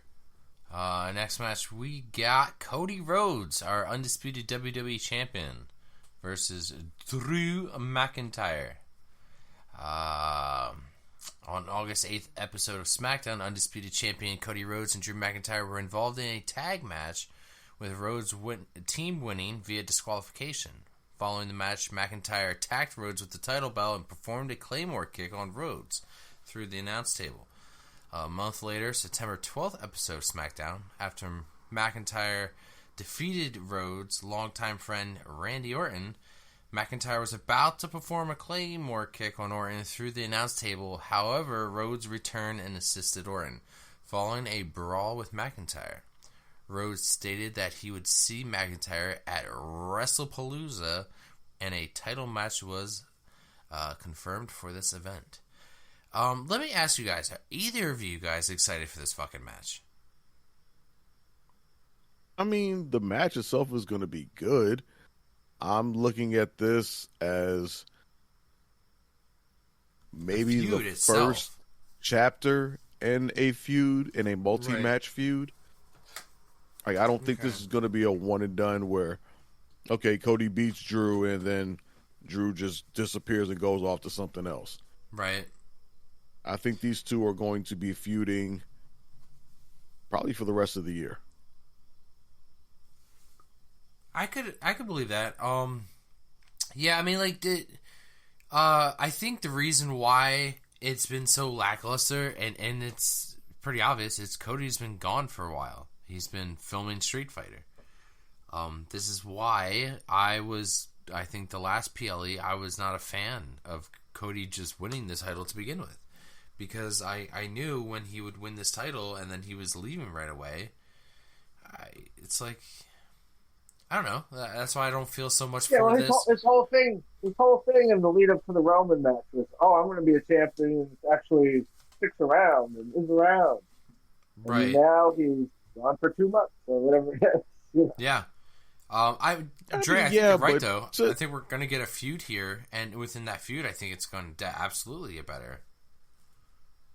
Yeah, but I mean, before we completely, start dunking on Cody, he ain't Roman levels yet. Like, this is probably, I think this year is probably the most time he's been away from WWE outside of injury in quite some time. Oh, yeah, I know. I'm not trying. Like, he had a brief, hiatus after WrestleMania, which I think was well deserved because he pretty much grinded out all of 2024 through 2025 before dropping it to Cena. Then he took a brief hiatus before coming back and building up to SummerSlam, and then he had a movie role, and now he's back, and I imagine he'll probably be on every freaking SmackDown from now through the rest of the year. So I mean, he's I'm okay with an occasional break for a champion. I don't take any issue with him winning the title at WrestleMania. I mean, at SummerSlam, even if it meant he was about to immediately take off Raw to film a movie. Because, I mean, what was the alternative? The title stay on John Cena with his, 3.5 dates left for the year? Yeah, good call. I mean, I'm okay with Cody having done it, even if he took a break, just to come back. And yeah, I'm not trying to kill him. Yeah, I mean, presumably when he's done this move, that'll be like 50 years old. Doyle, you sound like you're like far away, like you're going in and out your audio.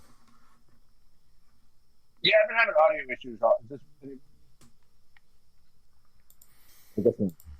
I'll come back. I'll leave and come back. Yeah, leave and come back.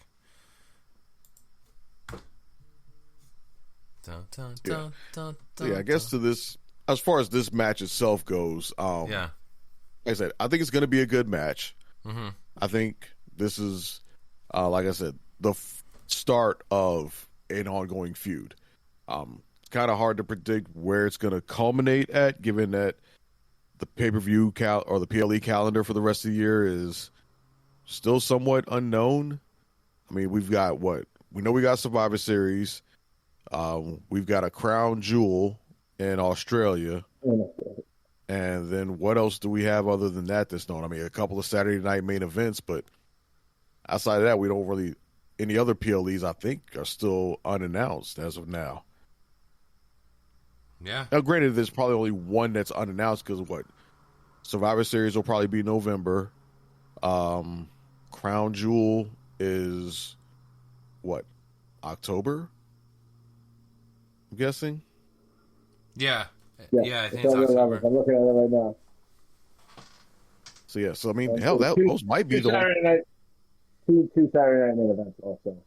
Yeah, so I mean, that might be it for the year. The Crown Jewel and Survivor Series might be the last two PLEs of the year, given that we're in September. And we got Wrestlepalooza. Yeah, right now there is no PLE. Yeah, so Crown Jewel this weekend. Then there's a month build up for, Wrestlepalooza this weekend. Then a month build up for Crown Jewel. And then probably another month build up for Survivor Series. And then Saturday Night Main Event in December to close out the year.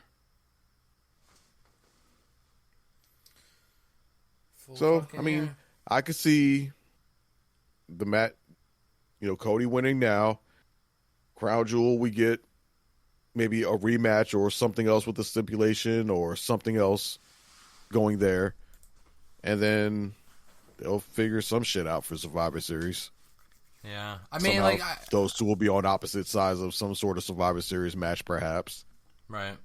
I think I'm going to enjoy this match. I think Cody Rhodes is going to come out with the W for this one. They didn't have him go through all the struggle of winning this title back just to lose it. Even though I would love to see Drew McIntyre with another title run, a longer title run. That guy gets shafted when it comes to world titles, when and where he gets them.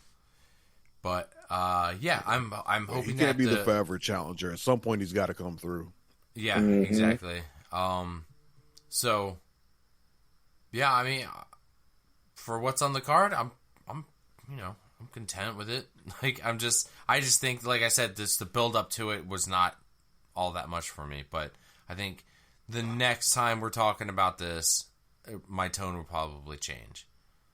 But Cody for the win. Doyle, if you're still there. Yeah, do I sound better at all? You do sound better. Yep, sound okay now. Okay, all right, good.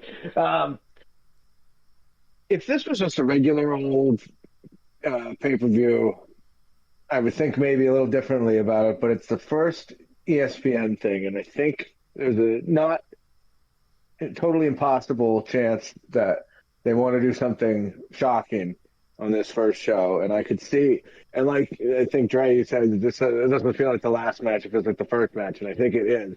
But I think the series may be Cody trying to get his title back.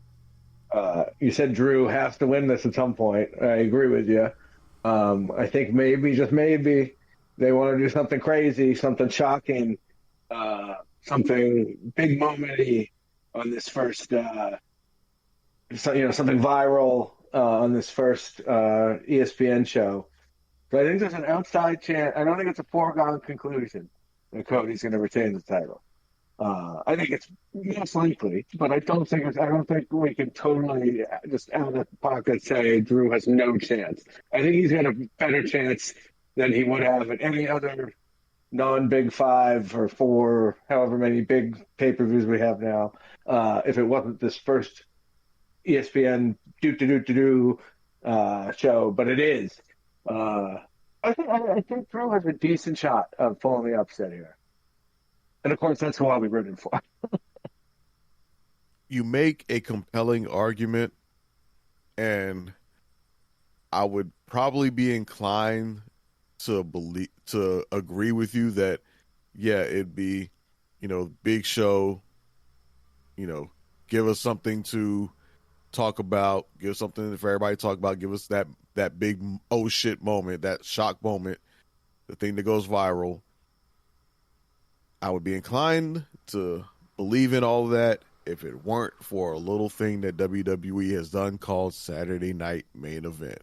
Where when they brought that shit back and we were making the same, everything you're saying now about ESPN, we were saying the same thing about NBC when they brought that shit back. You're like, it's NBC. They got to do this. They got to do that. And they played that motherfucker safe as hell. I mean, the logic of Cody just won this title. He's not losing it. Makes a lot, makes perfect sense. Mm-hmm. I'm just inclined to believe. Yeah, that's a great point. They're going to go for the Saturday Night Main Event formula and play this shit safe as fuck. That's a very good point. I would love it if they did give us a shocker, like, Drew pulling off the upset and winning. And then, Cody has to spend the rest of the year chasing to get the title back, and we get a couple of months of Drew as WWE champion. That'd be pretty fucking awesome. I just don't trust WWE to be that bold anymore. Yeah, that's fair. And I think we might get a shocking moment, viral kind of moment in a different match anyway. Which we will talk about later. Mm-hmm. Yeah, let's move on to the next match. I have... Let me scroll down here. Yeah, we only got 2 left. CM Punk and AJ Lee versus Seth freaking Rollins and Becky Lynch in a mixed tag team match. I'll be honest, this is the mixed tag match I've been waiting for a very long time. This might be could be my very favorite mixed tag match. We've had mixed tag matches in the past. I'm not talking about the tournament, the mixed tag. I love tournament. that shit. I did too, but I'm not going to be talking about that. But I hope they do a mixed tag team title. That'd be awesome. We don't have enough titles. We need everybody to have a title. Everybody needs a title. But yeah, I think out of all the mixed tag matches that there have been, I think this one's my most anticipated. It doesn't get any realer than this, with having 2 real couples in there, so I expect the chemistry to be fucking good. They can have a whole couples division. Yeah, at this fucking point. A whole couples mixed tag division. Bianca and Taz, and Zelina Vega and Aleister Black, and all the couples. Yeah. Stephanie and that deaf kid. What's his name? I forget. Miles something. I don't know. He's not. I don't think he's a listener of the show. No, he's no, probably not. The kid on NXT. It's Steph. Whatever his name is. All right, I'll shut up now. Keep going. Shit. Yeah, I mean, this is going back. This tension has been going all the way back to November 2023 when Punk has returned. And now you got a rare chance with Becky and Seth both being heels, both having titles. Don't get me wrong, I would love to have Becky have had the women's world title in this situation, but Intercontinental title will do. It'll elevate it, I guess, right? Just sucks because it kind of puts those 2 titles out of commission for the, for the pay-per-view. They're not being put on the line, but it's fine. I don't see AJ Lee pursuing the IC title and winning it anytime soon, but I do see them both going over on this match. I see, I would think AJ Lee being the one to, I don't know if I'd say pin, but maybe make Becky tap out. Make her submit. I'm thinking that's how we're going to end this match, but I understand how the other day we had AJ Lee come out with her music. For sure, the pay-per-view, we were having Punk's music hit, though. But yeah, you're not going to bring AJ Lee back after 10 years just for her to lose her first match. So, Dre, do you agree, disagree? No, I agree. Yeah, you're not bringing AJ Lee back after 10 years to have her lose her first match. That's why Becky has been putting in overtime to sell for AJ Lee and act like she's terrified or scared of her until they're in the ring and they have the match, and then obviously, Becky will put that work in on her, but eventually do the job to get her over.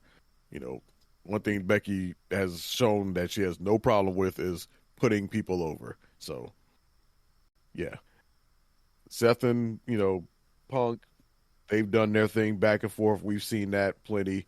Obviously, that feud's far from over, but this right now is about AJ Lee. The couple thing, is just basically to help lift her up so that she's not trying to carry a full match in her first match back. Ease her back in, let her get the ring rust off, let her get back into the flow, into the mix of things, and then let her go over on Becky to have the big celebration, the big welcome back, the win. And then we'll go from here and see what she does.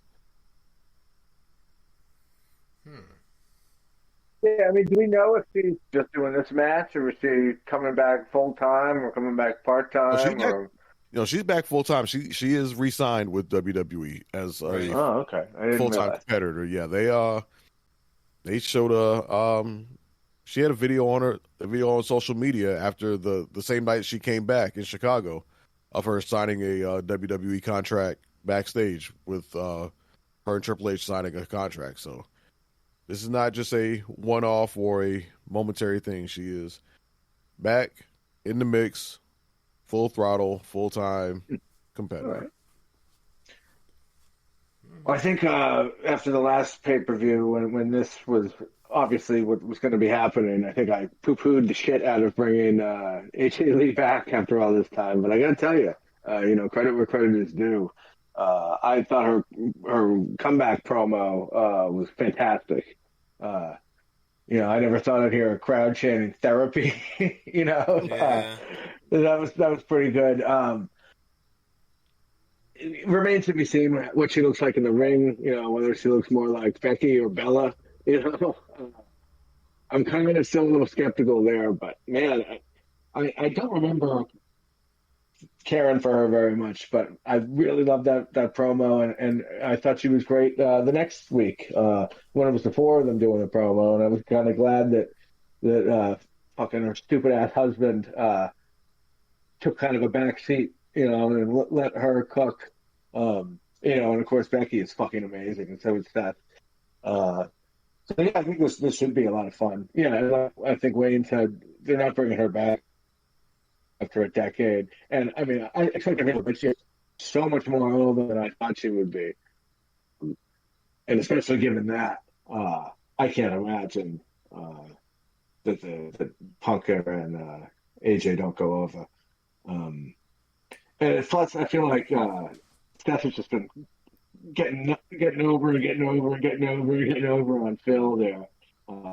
It's about time Phil gets a win, and you can have him, and whether or not he pins Rollins or AJ taps or pins Becky is one thing. It's probably the latter, but it's still a way to get Punk a win over Seth without having to switch the title. Right. Let Punk chase a little more. I think eventually Punk will beat him for it. It's just a matter of where and when. Obviously, it won't be Saturday. It would be good as long as this is a winner-take-all kind of thing, right? Oh no! Yeah. But yeah, I think the faces will be going over. I think. Yeah, I mean, yeah, like you said, AJ's been doing great work. I mean, TBD what she's going to be in the ring, whether she's more of a Trish Stratus who shows that, despite, what she did during her time, she's more than capable of working with the women of today and going toe-to-toe with them. Or, is she, like you said, more of a Nikki Bella who's like, it's awful. needs to be carried by today's talent more so than holding her own. I'm inclined to believe that AJ can be more Trish Stratus than Nikki Bella and show that, now that she's got the caliber of talent to work with, she can rock with them and she can go toe to toe with them. That's what I'm hoping for. That's what I want to believe. And I mean, she's obviously shown that she can go on the mic with him. I mean, she's been giving us a line pretty much in every promo that she's had so far. Like, I was laughing this past Monday when she said, I'm a Puerto Rican from New Jersey. Sometimes I shake a chick. Yeah. That line had me dying. Yeah, no, she's been great and like just so likable. And like I said about Stephanie VaquerSingles, she just has not just charisma, it's kind of a unique sort of charisma that no one else really has. She just kind of has a vibe that's her own. Like I said, I don't have fond memories of her from 10 years ago, but I really have enjoyed her two promos. So as much as I was, down or negative on the whole idea of bringing her back, I'm much more willing to. Again, it remains to be seen what she looks like in the ring, but I'm much more open to it than I was a few weeks ago, shall we say?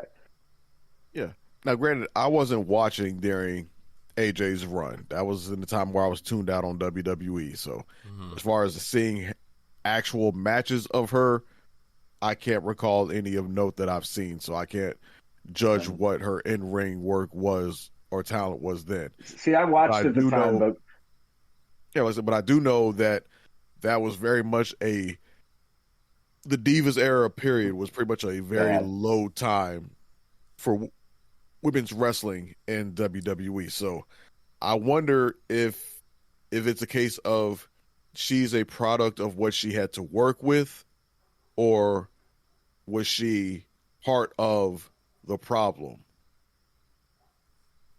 And I guess we'll probably get an answer to that based upon what she does now with the talent that she has. If she can measure up to them, then history will probably say that AJ in her first run was a product of the talent she had to work with, being very lackluster, and the whole division as a whole being very lackluster at that time. If she can't keep up with today's wrestlers, then history will probably say that, she was part of the problem and not necessarily the catalyst or the, initial seed or whatever of the eventual women's revolution. Maybe more of that credit will go towards somebody like Paige or what have you. So you could definitely say that there's some legacy on the line for AJ in this second run. So she should be very motivated to perform to the best of her ability this time around.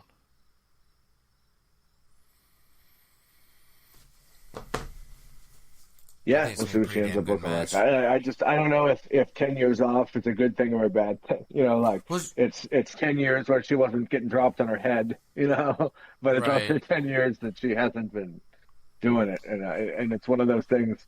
I think we've said before about how you can hit 3-pointers in an empty gym all day long, but it's getting there and doing it in front of 20,000 people screaming is a whole nother thing. So it could go either way. I guess we'll see. I think Becky's a great person to be in there with. That fucking terrible Bella match notwithstanding. If you're looking for somebody to make you look good, I think Becky's about as good as it gets. Yeah. Well, the ultimate thing is that question won't be answered in this one match. No, certainly it'll be definitely told over time, because even Shawn Michaels, didn't look like his old self in his first match back with Triple H at SummerSlam. Right. He had moments. He showed that he could still pull off some stuff, but obviously as he wrestled more and got the rust off, he got better and better. We're just gonna have to fucking find out. I'm excited. 10 years, man. She's been going for 10 long years. So, all right, let's get on to the main event, which, what I'm assuming is the main event.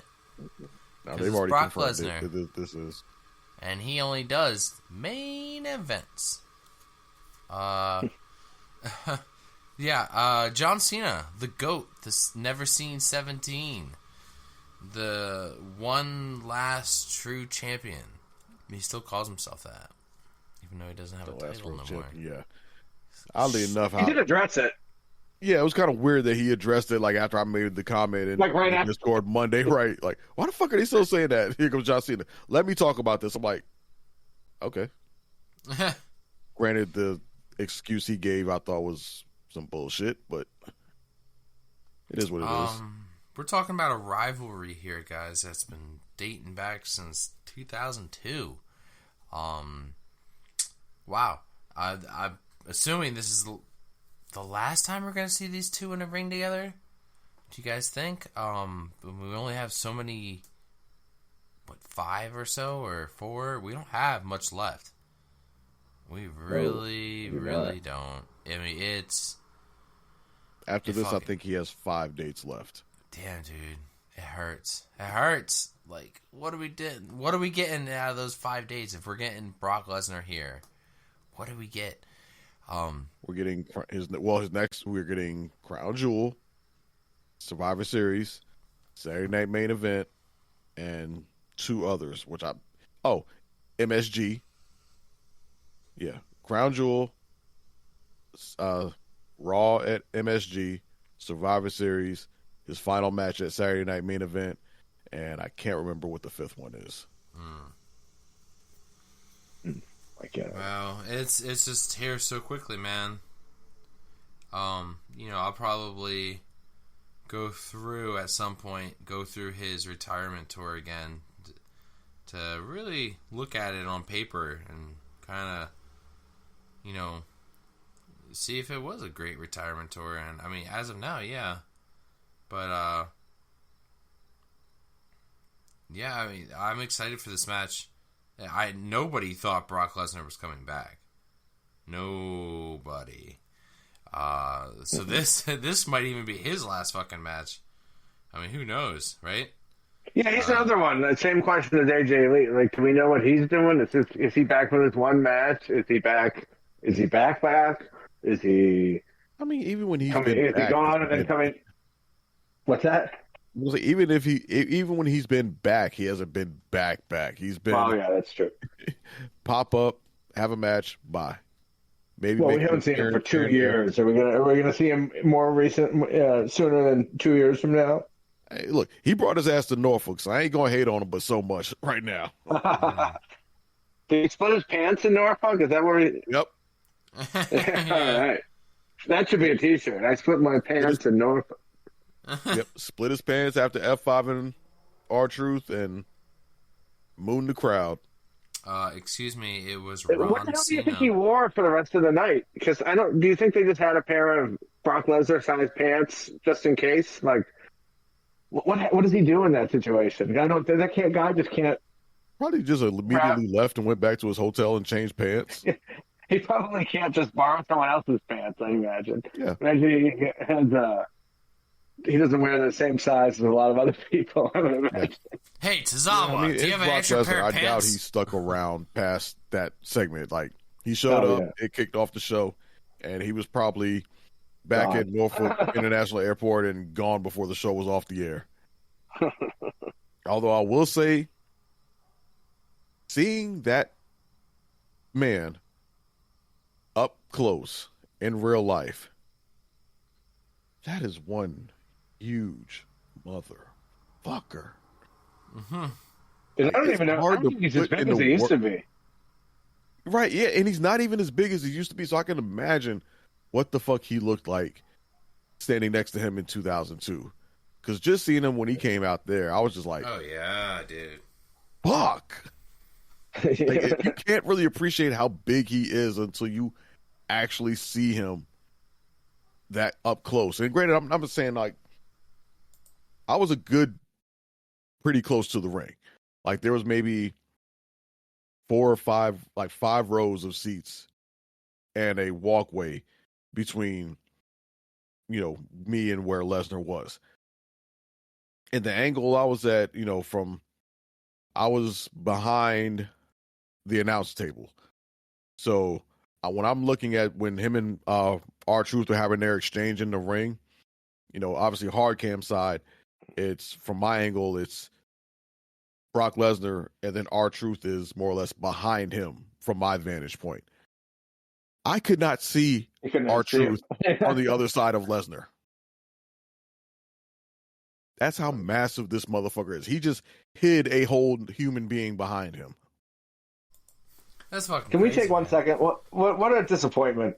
Fucking poor Ron Killings, right? He gets fired, he gets this whole big comeback, and now he's back to being a fucking goofball again. Back to the same shit. I'm done. I guess he's hopefully making more money than he was, but it's just like... Yeah. I hope he's happy, but for me, I'm done. I'm done taking him seriously. He can show up. He can be entertaining. Yes, the segment we laughed. We got our chuckles in, but yeah, I'm done with wanting anything more for Ron. Yeah, I mean, if he's making good money to not really have to do much, good for him. If he's making money, exactly. If he's making good money and he's happy, I'm happy for him. He's not really risking his health too much. Yeah.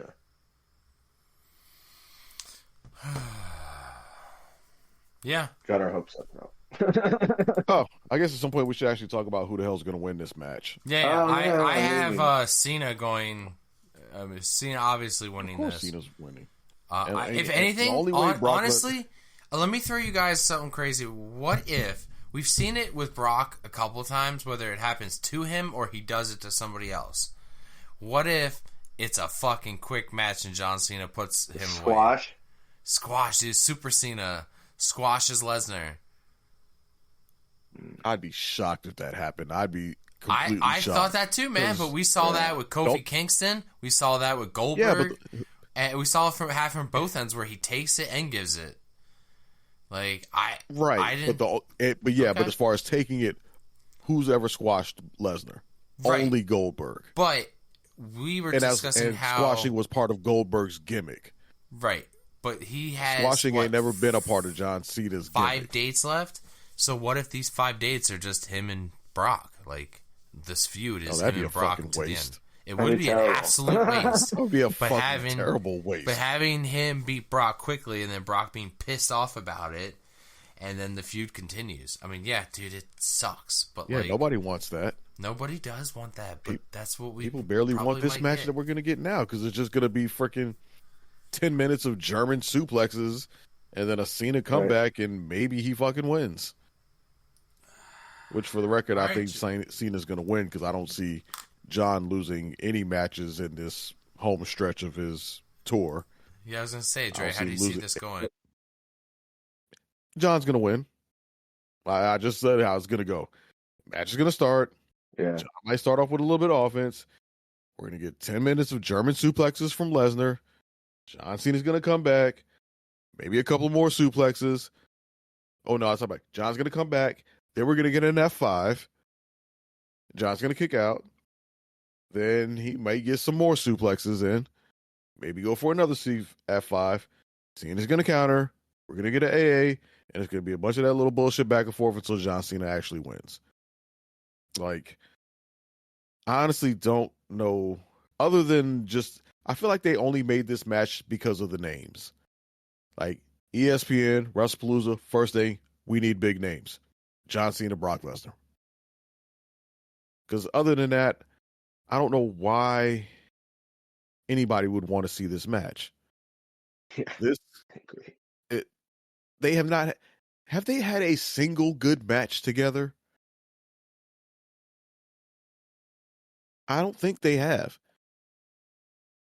As much history as these two have together, going all the way back to OVW, we could have had so much better had this rivalry really started in the ring during Lesnar's first run. But unfortunately, it didn't.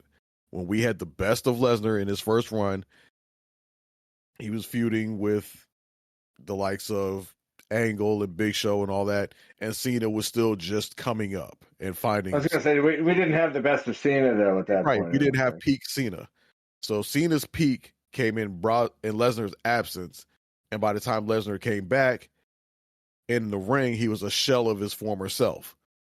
He was basically just a German suplex F5 monster. Could barely, and was either couldn't do or was unwilling to do or give us the level of performance that he did in his first run. And so all the matches that he's had with Cena have just been repetitive bullshit. And I don't see this match being any different, which is why I have no interest in it whatsoever. But John Cena's going to win because hopefully this is a one and done match.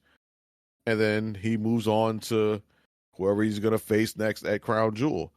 The only way I could see Lesnar winning this match is if for some god-awful reason they decide they're going to run this match back at Crown Jewel. Because I believe after this appearance, John Cena has no more scheduled dates before Crown Jewel. So somehow, whatever match he's going to have then, or whatever appearance, if he's going to actually have a match at Crown Jewel, and it's not just going to be an appearance, but assuming it's going to be a match, they're going to have to figure out some way to hype that match up without John Cena.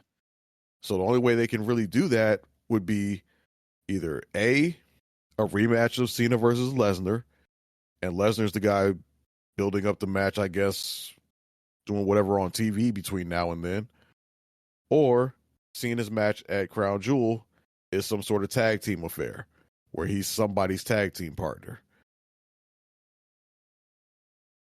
And then the other participants in the match are the ones who build it up while we wait for John Cena to show up at Crown Jewel in Australia. There's only one of those two options.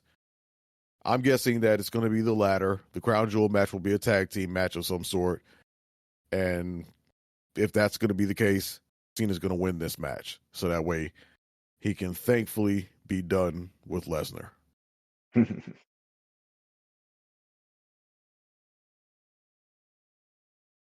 Yeah, the timing of this is just really peculiar to me. Like, if they were going to do this, I feel like it would have made more sense at the start of John Cena's last year rather than the end.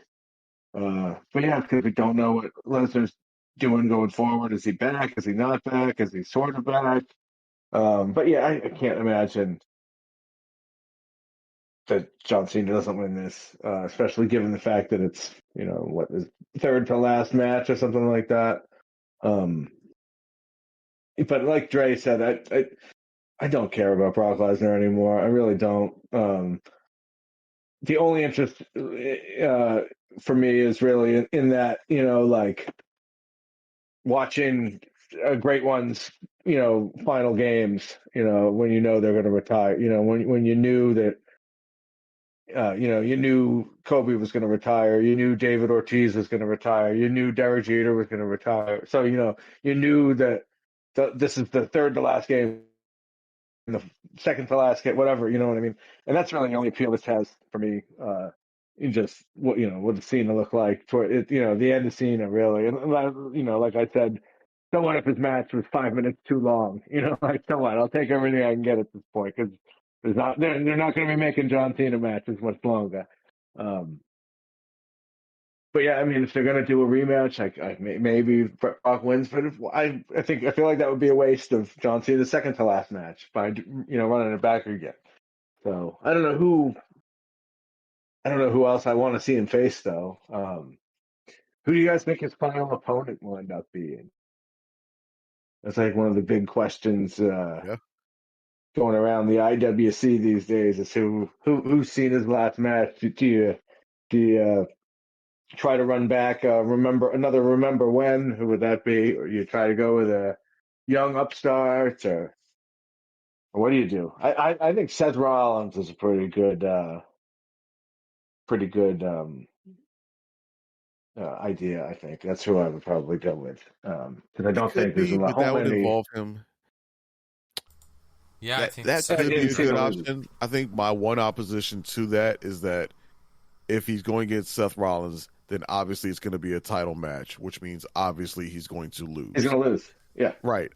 I want Cena to lose his final match, but I don't want it to be obvious. So I would prefer, his final match just be a no stakes one-on-one match with somebody and just let him have a banger of a match with somebody, and it could be completely up in the air whether he's going to win or lose, and he just happens to lose. And he just goes out on his back. That can be with a veteran like an AJ Styles, or it can be with a up-and-comer like a Carmelo Hayes. Either way, I'd be good with it, just as long as it's a one-on-one, no stakes, bang over match. Give us something like what Edge had with Sheamus in what would turn out to be his last match in WWE. Yeah. I like Carmelo. There's two mass holes. He'd be a good candidate, I think. Mm-hmm. Just hopefully he doesn't completely destroy and tear down, Carmelo like he did with, Austin Theory and Logan Paul before them. Yeah. Like, give an actual respectful promo to somebody. Like, Give somebody Well, some credit. that's another thing. Like, how much cachet does beating John Cena have anymore? I mean, I guess his last match is his last match, but yeah, I mean, Austin Theory certainly didn't get much benefit. Yeah, I think you could argue Solo Sikoa didn't get a whole hell of a lot of benefit either. I think it depends on how it's built up. Austin Theory didn't get much benefit because John Cena fucking destroyed him before the match. To the point that, nothing was going to save Austin Theory, and nobody was really liking him that much any damn way. Solo didn't get much benefit from it because they didn't do shit with him afterwards. It wasn't the fact that, and also the fact that John Cena at that point was in the midst of a gargantuan losing streak. So he didn't have, his aura was kind of weak at that point. Even though he was John Cena kind of in name only at that point. Whereas this John Cena we're seeing now is like people are saying, it's the rebirth of Super Cena. This is kind of John Cena at his peak, going out, in a blaze of glory. I think if it's booked right and John Cena doesn't completely tear him a new one on the way out, and they can pull up a good match, clean, credible W, I think it can actually mean something for somebody, especially if it's a young up and comer.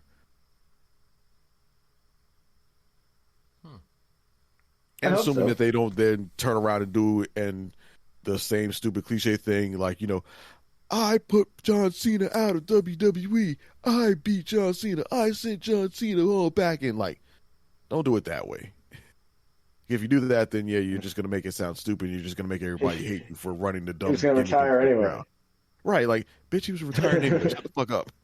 Yeah. But if you just treat it as, I beat John Cena at his best, or, I beat him at his peak, or at the peak of his powers or something like that, then you can parlay it into something. Yeah. Yeah, that one. I retired John Cena. It's like, no, he was going to retire. Yeah. But just treat it as, I went toe-to-toe with the best and won. If they do it respectfully and make it a respect thing, I think it can really benefit a young up-and-comer if they get that win. 5 dates left. Open challenge. 5 dates, 5 open challenges, right? Maybe. Wishful thinking.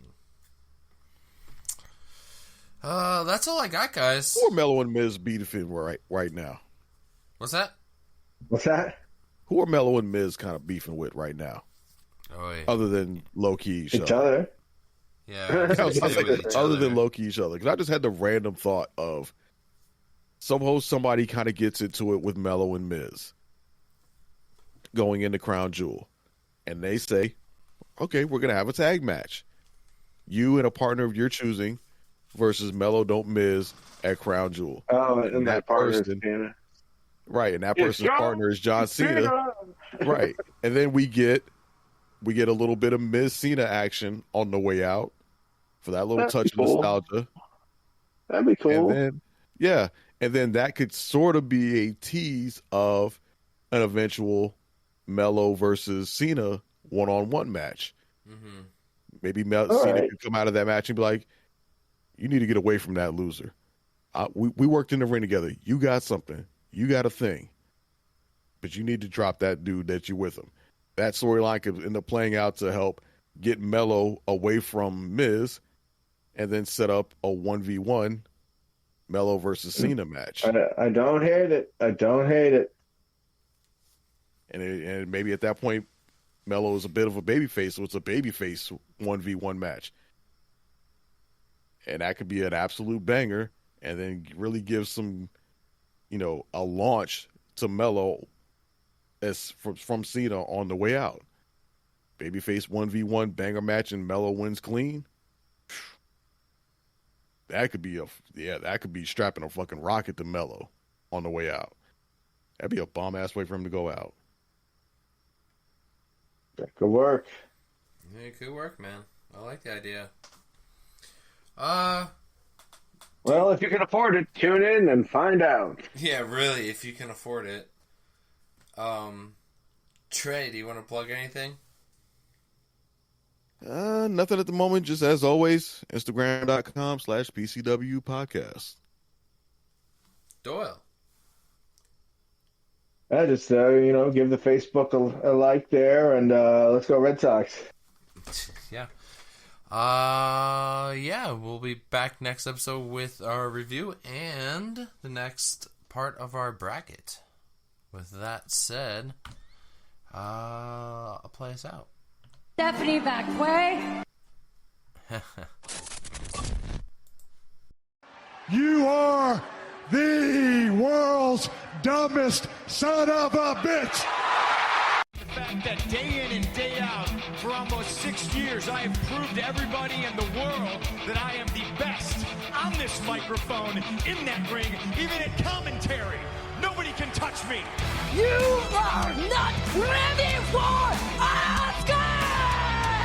Because the Street Profits are up and we want the smoke. You're next. Talk about your Psalms. Talk about John 3:16. Austin 3:16 says I just whipped your ass. Well, let me tell you something, brother.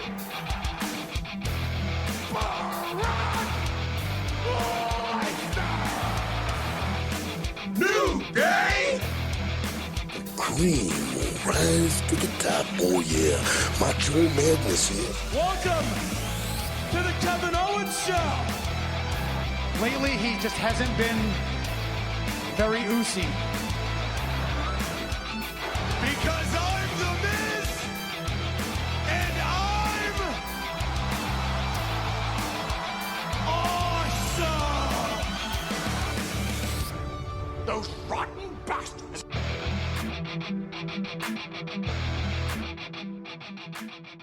Bye-bye, bitch.